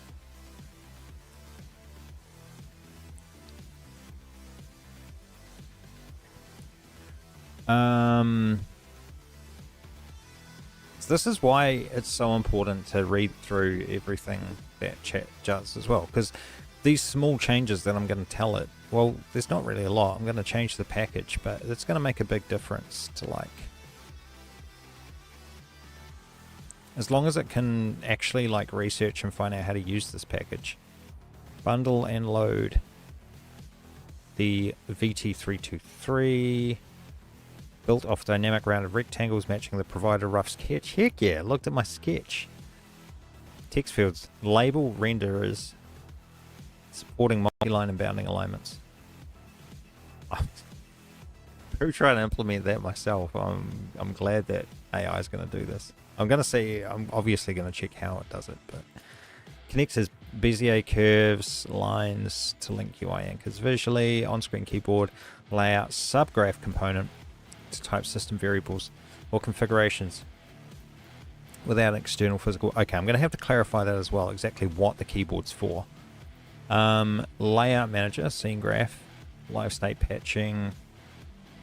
That's good. Launch. End-to-end load test, changing values over the socket very fast. Does this plan? You can use the handoff button to transition. I need okay. Couple of small tweaks. One, didn't I say don't use numbers and bullet point lists? Use the as the package you suggested is deprecated is no longer maintained.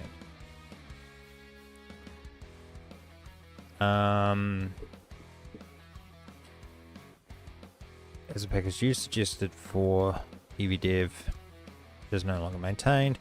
Number 2, I wanted, what was I going to say? The keyboard. The keyboard will be used for GUI setup of MIDI routes.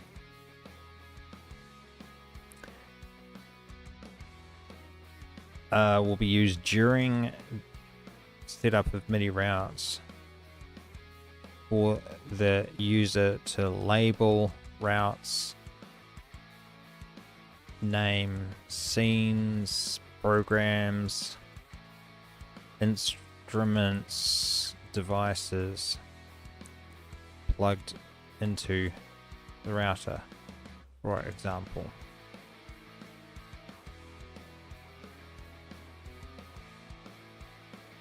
Not so much for system variables.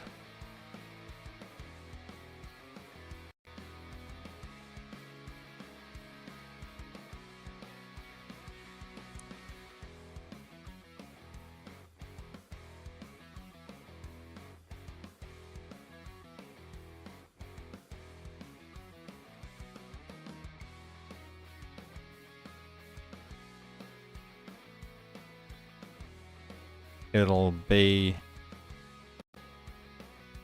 an important part of the MIDIPUNK UX. Alright, I think that is everything that I need to tell it at the moment, so we are going to go forward with that.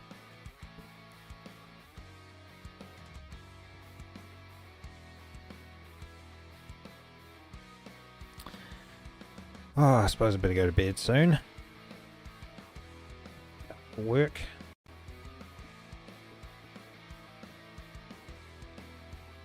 I feel like I'm very orange in the viewfinder, and I am quite orange. That's not great. Where I'm not that orange. I need to adjust.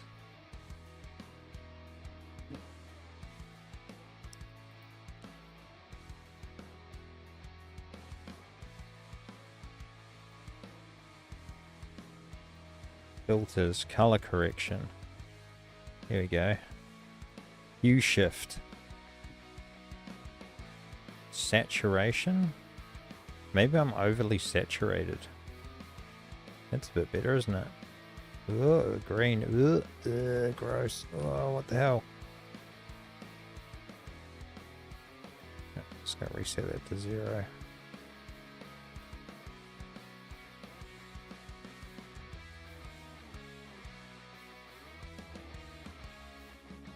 Is that better? That's a little better. I'll look a little less orange. Yeah. More real. The upstream model provider is currently experiencing high demand. Oh, screw you. I've never seen that before.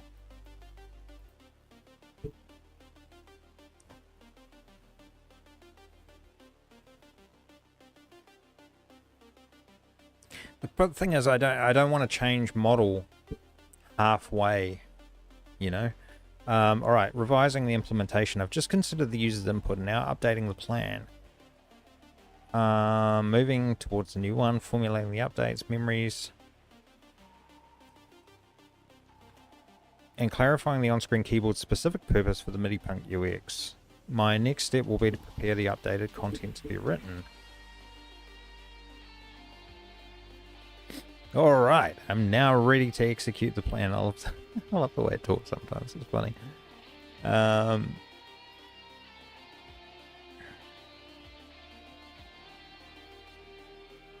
Here is the updated plan. GUI-PUNK, frame buffer. Yeah, we know all this.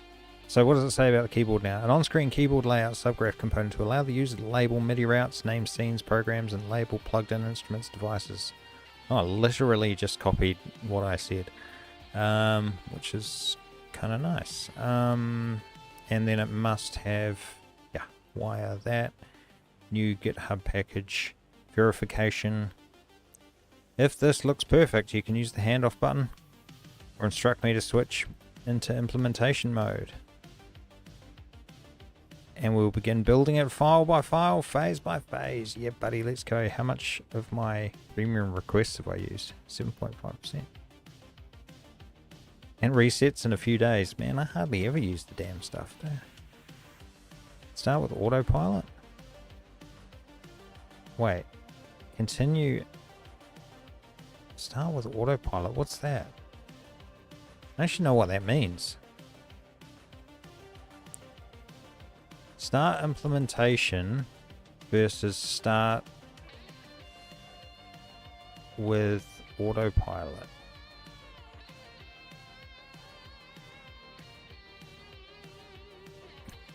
Fuck's sake. Go away, crappy AI search. God.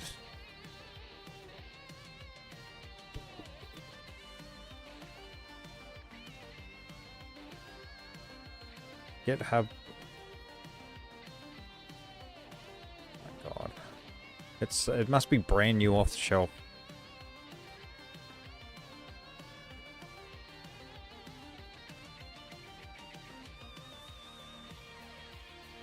Vibe coding in 2025.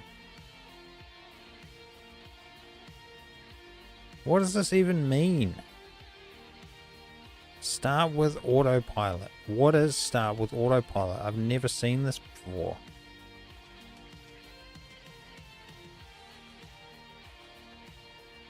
Is it just like, what I want to say is that I click that and it just goes. It just goes until it's finished. I'm tempted to click it, just see what happens. Should I? Yeah. Fuck. What have I got to lose? Money. Continue in Copilot, CLI, continue in cloud. Okay, I'm gonna look this up. Just let's go to my extensions and we're gonna go Copilot chat. I'm gonna go clean up my bloody screen a little bit, I reckon. Go. There we go. Oh, jeez, what was that picture? Okay. Build with autonomous agents.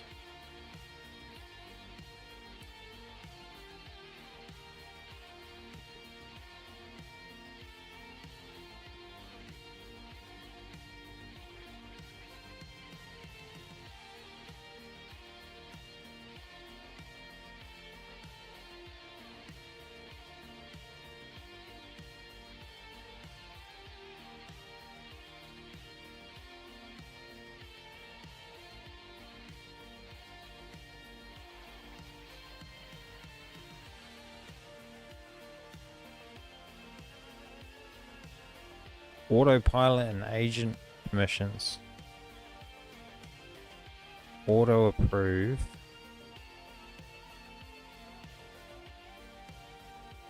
Autopilot. There's only one instance of autopilot in the whole changelog. It's pretty wild that we're only on version 0.40. It's like, it's crazy how fast they're iterating on this. It's quite impressive, really.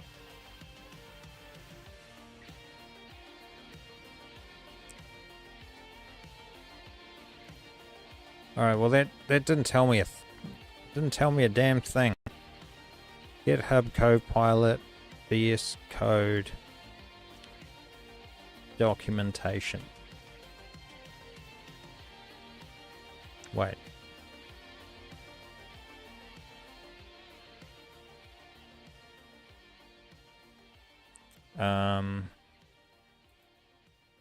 Okay, let's search for autopilot. How autopilot works. Here we go. Autopilot is currently in preview. Brand new feature. That's what I thought. When you select the autopilot permission level, the agent behaves differently.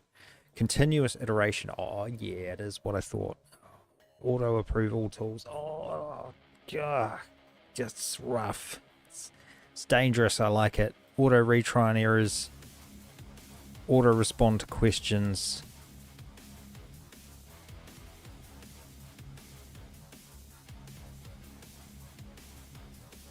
Tool approval. Whoa. Oh, it feels a little dangerous. Feels a little rough. I mean, I am... Oh, God. Okay.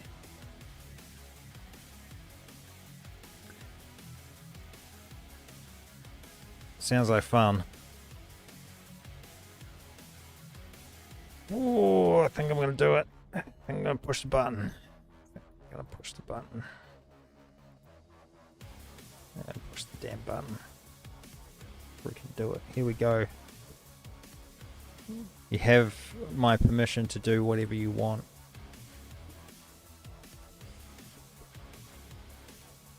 It's only in preview too. It's cutting edge.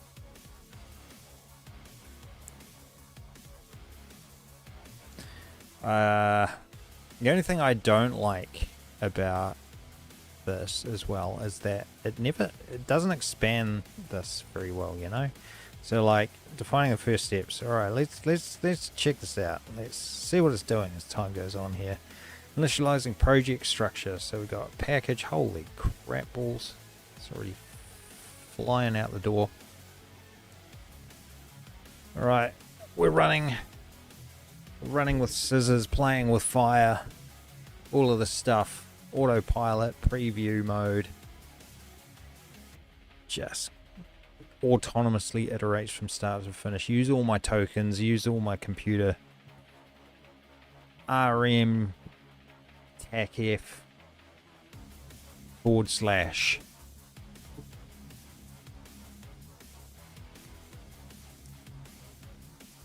Jesus, that was fast. That was real. Okay, that was the fastest I've ever seen it do anything like that. That was really, really, really quick. Okay. Alright, well, let's have a look. Great points. I've swapped out. Yeah, okay, thanks, buddy. Okay. Plan. Yeah, where did it start iterating, though? Here we go. Created the core project structure. Created a flexible Unix domain socket server. This will act as the lightning fast transport layer. Built the initial service entry point that binds to the IPC socket and handles OS interrupt signals for graceful shutdowns. Okay, let's have a look. 2 files, main.go. Let's check it out. I'm not going to step on its toes too much at this stage. It's still very, very early, so I'm just going to make sure I understand what the heck it's doing. So we've got this const UDS socket path, which I guess is fine.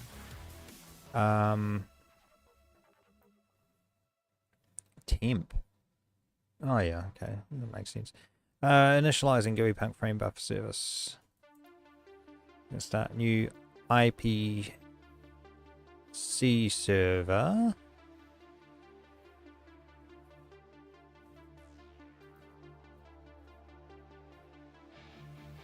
If error. Oh, yeah, okay. Cool. So, right. So we're going to start the server.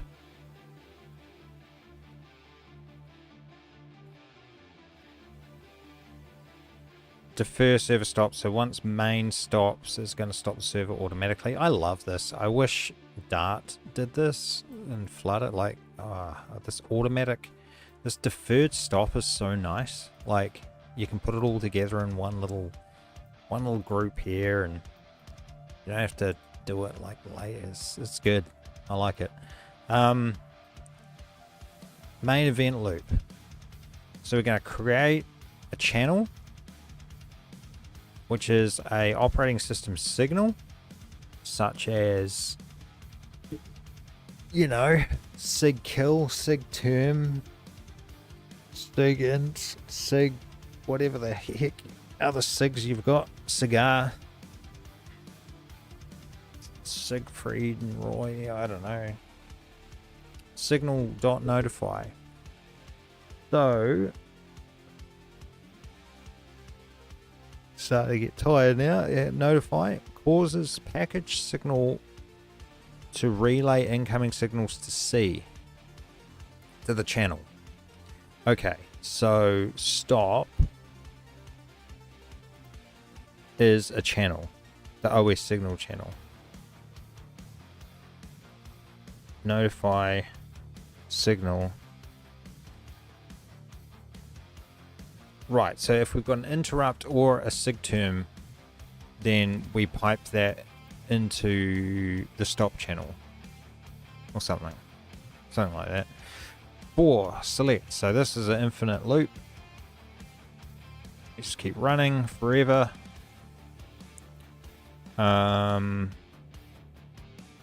But of course there's a notifier there, a listener, so that can interrupt. Case. Command. Server. So we've got a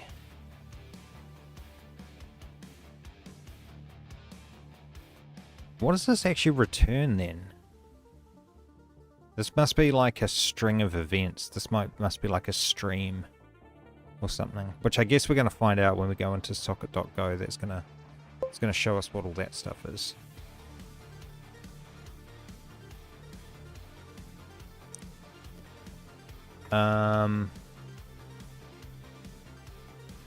It's just a fidget spinner. Just a standard old fidget spinner. That's a really nice one. It's like solid metal, and my goodness, the bearing is so smooth. This just goes for ages and ages and ages and ages and ages and ages. It does look like a button. But yeah, this is so satisfying. Alrighty. Where are we at? So, yep. Commands, receiving event, dispatching event to host. Case events. Just an echo chamber for now, mapping out. Oh, okay. So, like, this doesn't actually do anything. Add routing logic for layout, loading, and component. Right, so this will actually process something and route it to the right place. This is just for debugging for now. And if we receive a stop event, if we receive a signal from stop, anything from stop, then we're going to shut down. Okay, I like the look of that. That looks good to me, so I'm going to go keep. All right, now we're looking at IPC. So we've got some structs. We've got an action. Events are sent to the host. Server handles listening for UDS. Socket path. The listener itself. Portable interface for network I/O, including TCP, IP, UDP, domain name, resolution, Unix domain sockets. That's awesome. Everything we need in a one little package called net. I like it. I like it a lot. It's tidy. Question I have is, who's it by?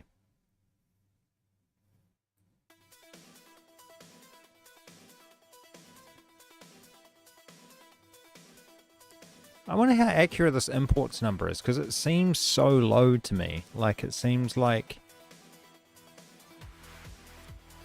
surely more than 24 people have imported this package.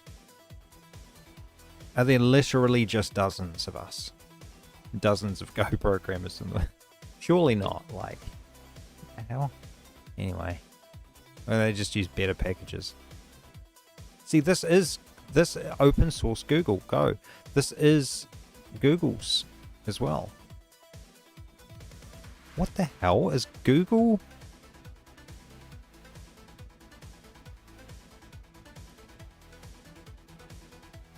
This is like Google's own GitHub or something.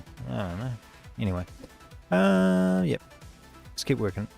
So we got a net listener, generic network listener for streaming oriented protocols. Cool. Like a Unix domain socket. Just going to be firing out a whole bunch of crap all the time. Client connection, where we can read, write, close, and do all sorts of stuff. So the connection, this is like a utility interface where we can actually do stuff with the socket. Back and forth commands, message sent from the host. Yes, that's right, they're defined up here. And we've got events, channels, so event channels, command channels. Create a new server, socket path, which we define back in main, which is like /temp/midipunk.sock. Commands, we're going to set up the channel, we're going to make one. It's going to be 64, I can't remember, int bytes. Is it bytes? It's got to be bytes, not bits. Be bytes. Length. Length. Oh, okay. Just length. Elements. Character. Okay, I don't know. Whatever. Start begins listening on the Unix domain socket. Right, here we go. Here's where the rubber hits the road. We call start. So basically we are overloading... Not overloading. I don't know what it's called. Extending. Adding methods to the server class, the server struct. A method called start.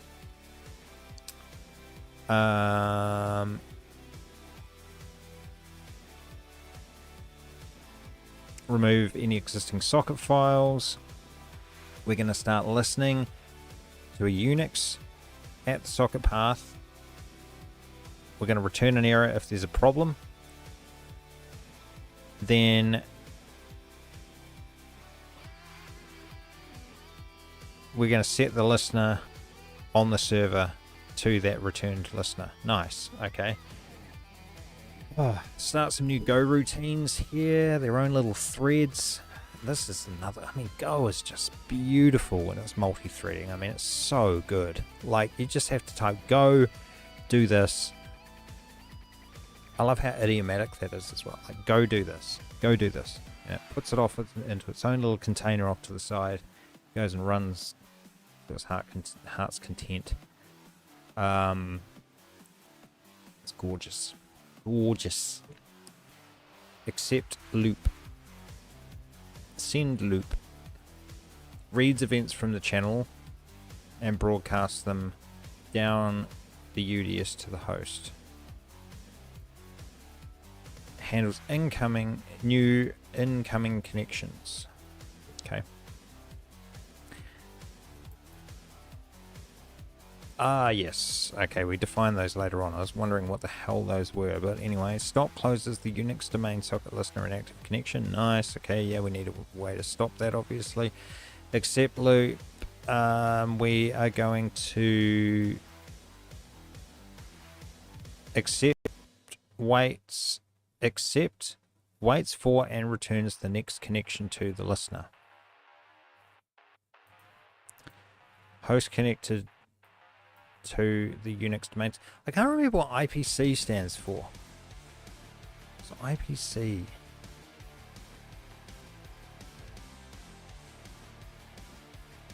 Inter-process communication. That's right. That's right. I know it in context, like I can say IPC and it makes sense in context, but don't know what it stands for sometimes. It's like inter-process communication. Makes a lot of sense. If an old connection exists, close it. Only allow one host connection at a time. Fair enough, actually. That's good, because you wouldn't want multiple bits of software fighting over the same UI, I guess. I mean, oh, nah, because then you'd have to have some sort of firewalling, like some sort of guarding, like who's managing what, owners, locks. We're not going to go down that road. Client connection. We're going to set that to the connection, and then we're going to go start a Go routine of handle connection.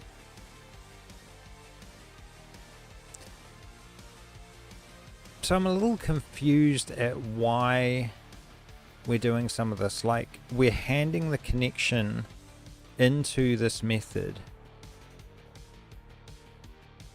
when the server should have the, like, why do we set this? I think I'm missing something. Like, why do we set this on the server object? And then we start a Go routine in that server object. And it does have access to that. So why do we have to pass the connection when we're referring to it down here as well? I don't know. It doesn't make any sense to me. I'm missing something. It must be. I'm getting tired. Send loop reads events from the channel, broadcast them down the UDS, yada yada yada. JSON Marshall, so that's encoding JSON, decoding the JSON event. JSON encoding a V, yep. Decoding JSON there. Failed to marshal it, that's fine. We're going to continue anyway. We're just going to log out that it was a bad event. We're going to then append a new line.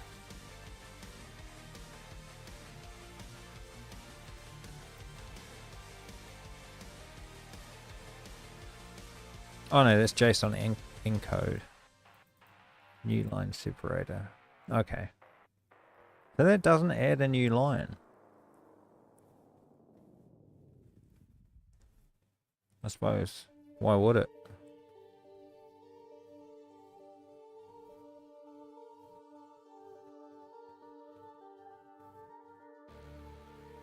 Oh, that's a lot of documentation. Alright, well, that'll kind of make sense, except for that one question I had.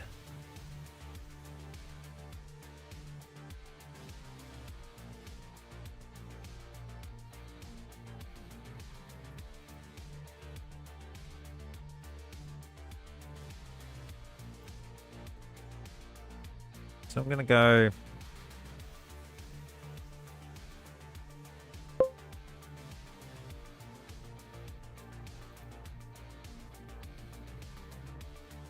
I don't want to like disrupt its process here.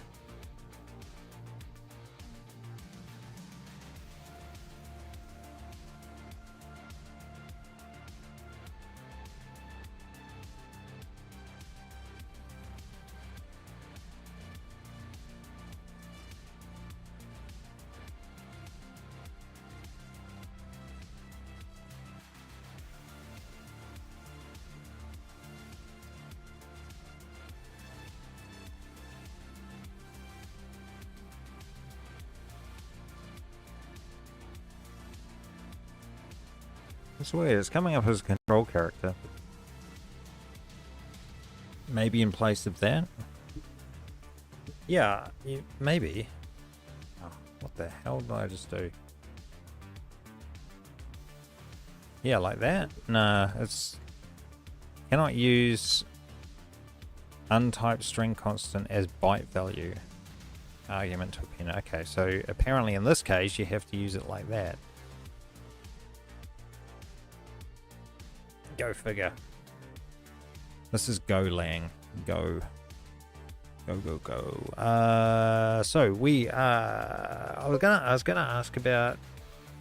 Yeah. No, thanks for pointing it out.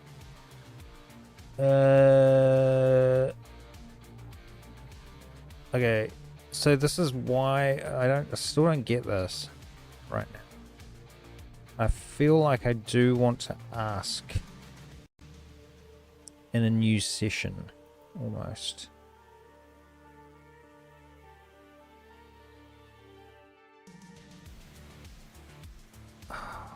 I just wanna break out into a new. No, I don't want to disrupt this. Okay.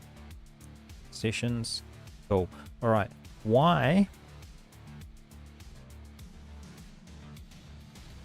would we be passing or setting s.client connection to online AA, then handing it to handle connection as a parameter? Wouldn't we just set s.client connection, then access it from the Go routine, handle connection as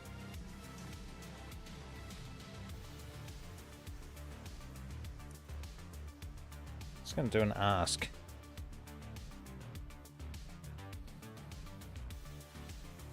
After all, we access it on line 111 to set it to nil. Sometimes I still find the way you word your questions, like I've worded it almost leading, and sometimes you can lead the AI into giving you a false answer because I'm strongly wording my opinion in my question. My question isn't neutral, and it's like sometimes it'll come back and it'll be like, oh, yeah, actually, you know, you make a good point there. Like, getting better at it, but it still does it sometimes. Anyway, let's see what it comes up with. What sort of crap it comes up with here. Hopefully something good.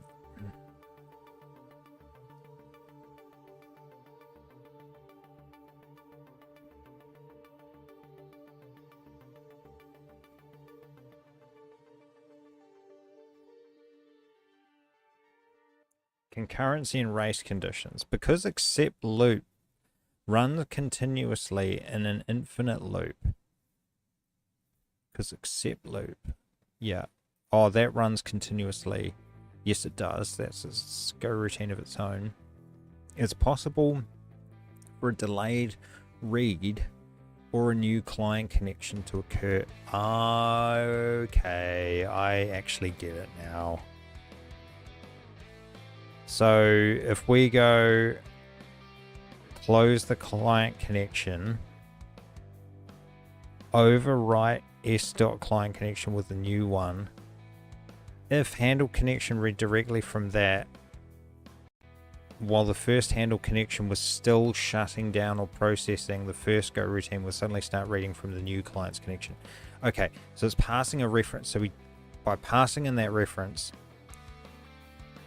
at that time, we are 100% sure, totally sure that that connection, that handle connection is handling, is always going to be that connection right there.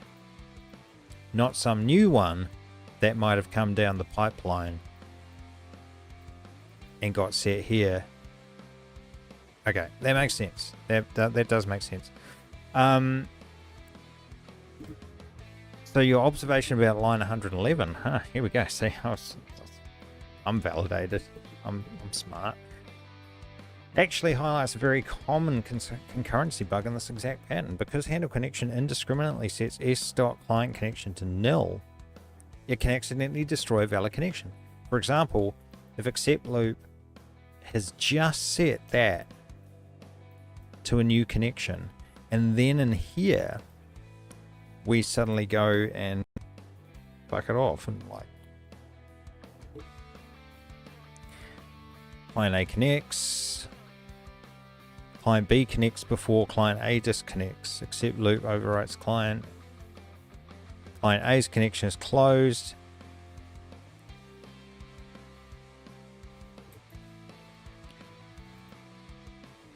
now even though client B is perfectly healthy, s.client connection is nil.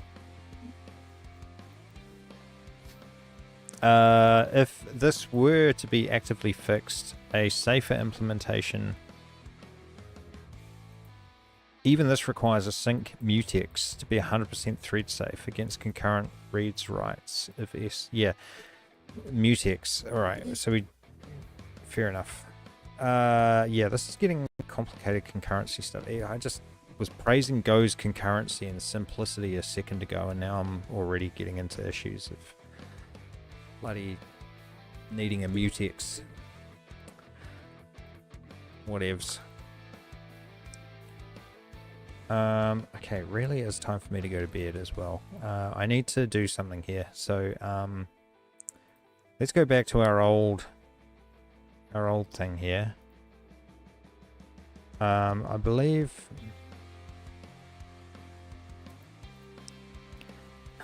I believe there might be a concurrency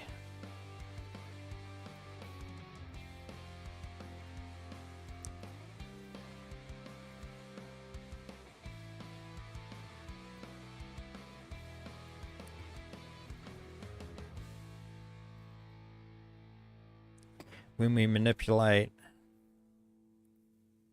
S dot client connection on line 1, for example. What if this could potentially invalidate a new client connection, couldn't it?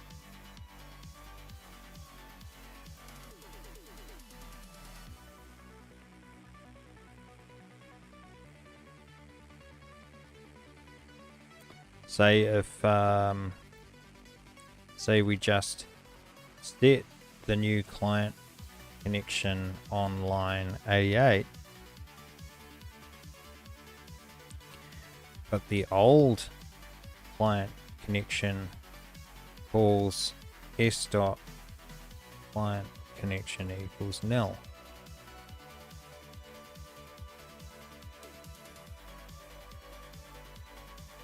See what it says. See what it does.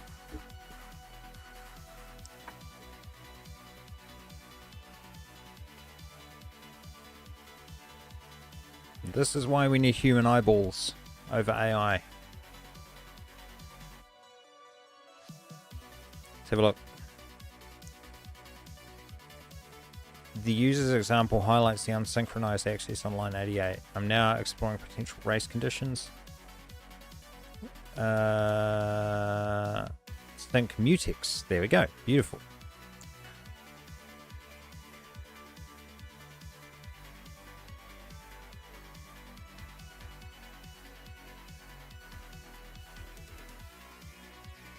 Considering the frequency of access, I'm analyzing which process. Yeah, definitely. I mean, mutex is fine. It's basically a lock, isn't it? Like.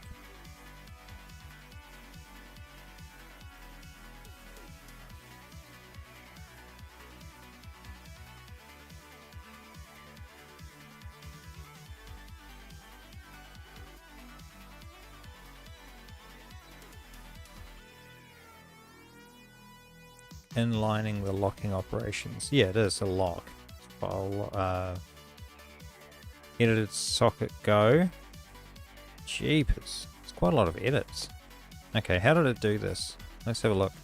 So we've got the mutex here. Mutual exclusion lock.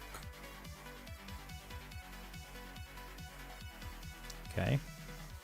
So then we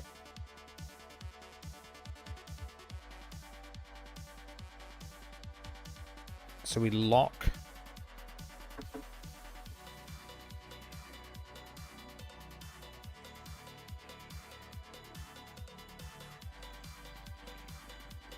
the calling go routine blocks until the mutex is available.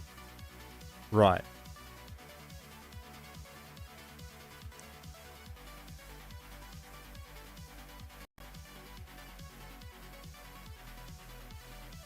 So nothing else can play with that until it's done. I don't think we need to worry about this one because it doesn't. There's only one listener. It doesn't like set up multiple of them. It's just the one. So we don't need to worry about race conditions there. It's the client connection that's the problem because there could be multiple. Not that there are going to be. I mean, this is ridiculous over-engineering and over-fixing stuff that I don't need to right now. But it's good practice for me for Go anyway, and learning how this works.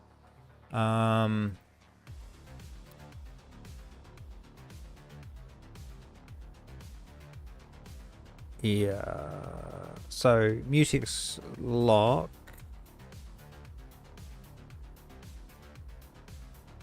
So we're going to close the connection.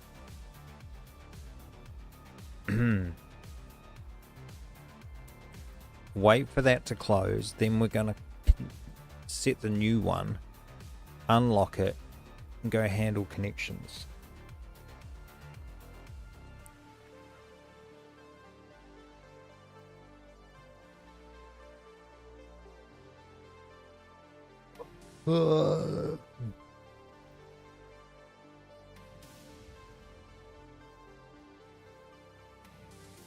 I'm like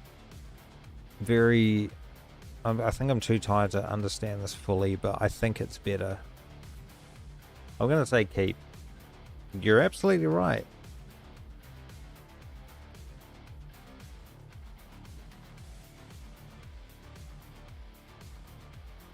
The project builds successfully with those fixes applied. Beautiful.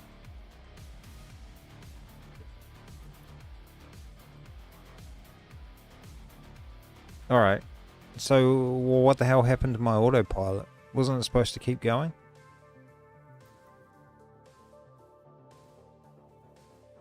Anyway. Alright. I'm going to shoot off. I got to get to bed. So, hey, thanks for hanging out. That was fun. Starting to get this GUI underway, the wheels rolling, sort of. Oh, bedtime for me. Oh, it died. That's probably why. Oh, I just unplugged it. I hope I saved all that. Oh, it'll be fine. File system. Anyway, I'm out of here. Catch you later. Where's my meme scenes? I don't have any. Well, we hope you've enjoyed tonight's entertainment here on Network 2. Tomorrow night's lineup looks good too, with Family Ties at 8, followed by Cheers, then LA Law at 9. Have a good week. This is Kent Robertson wishing you a very good night.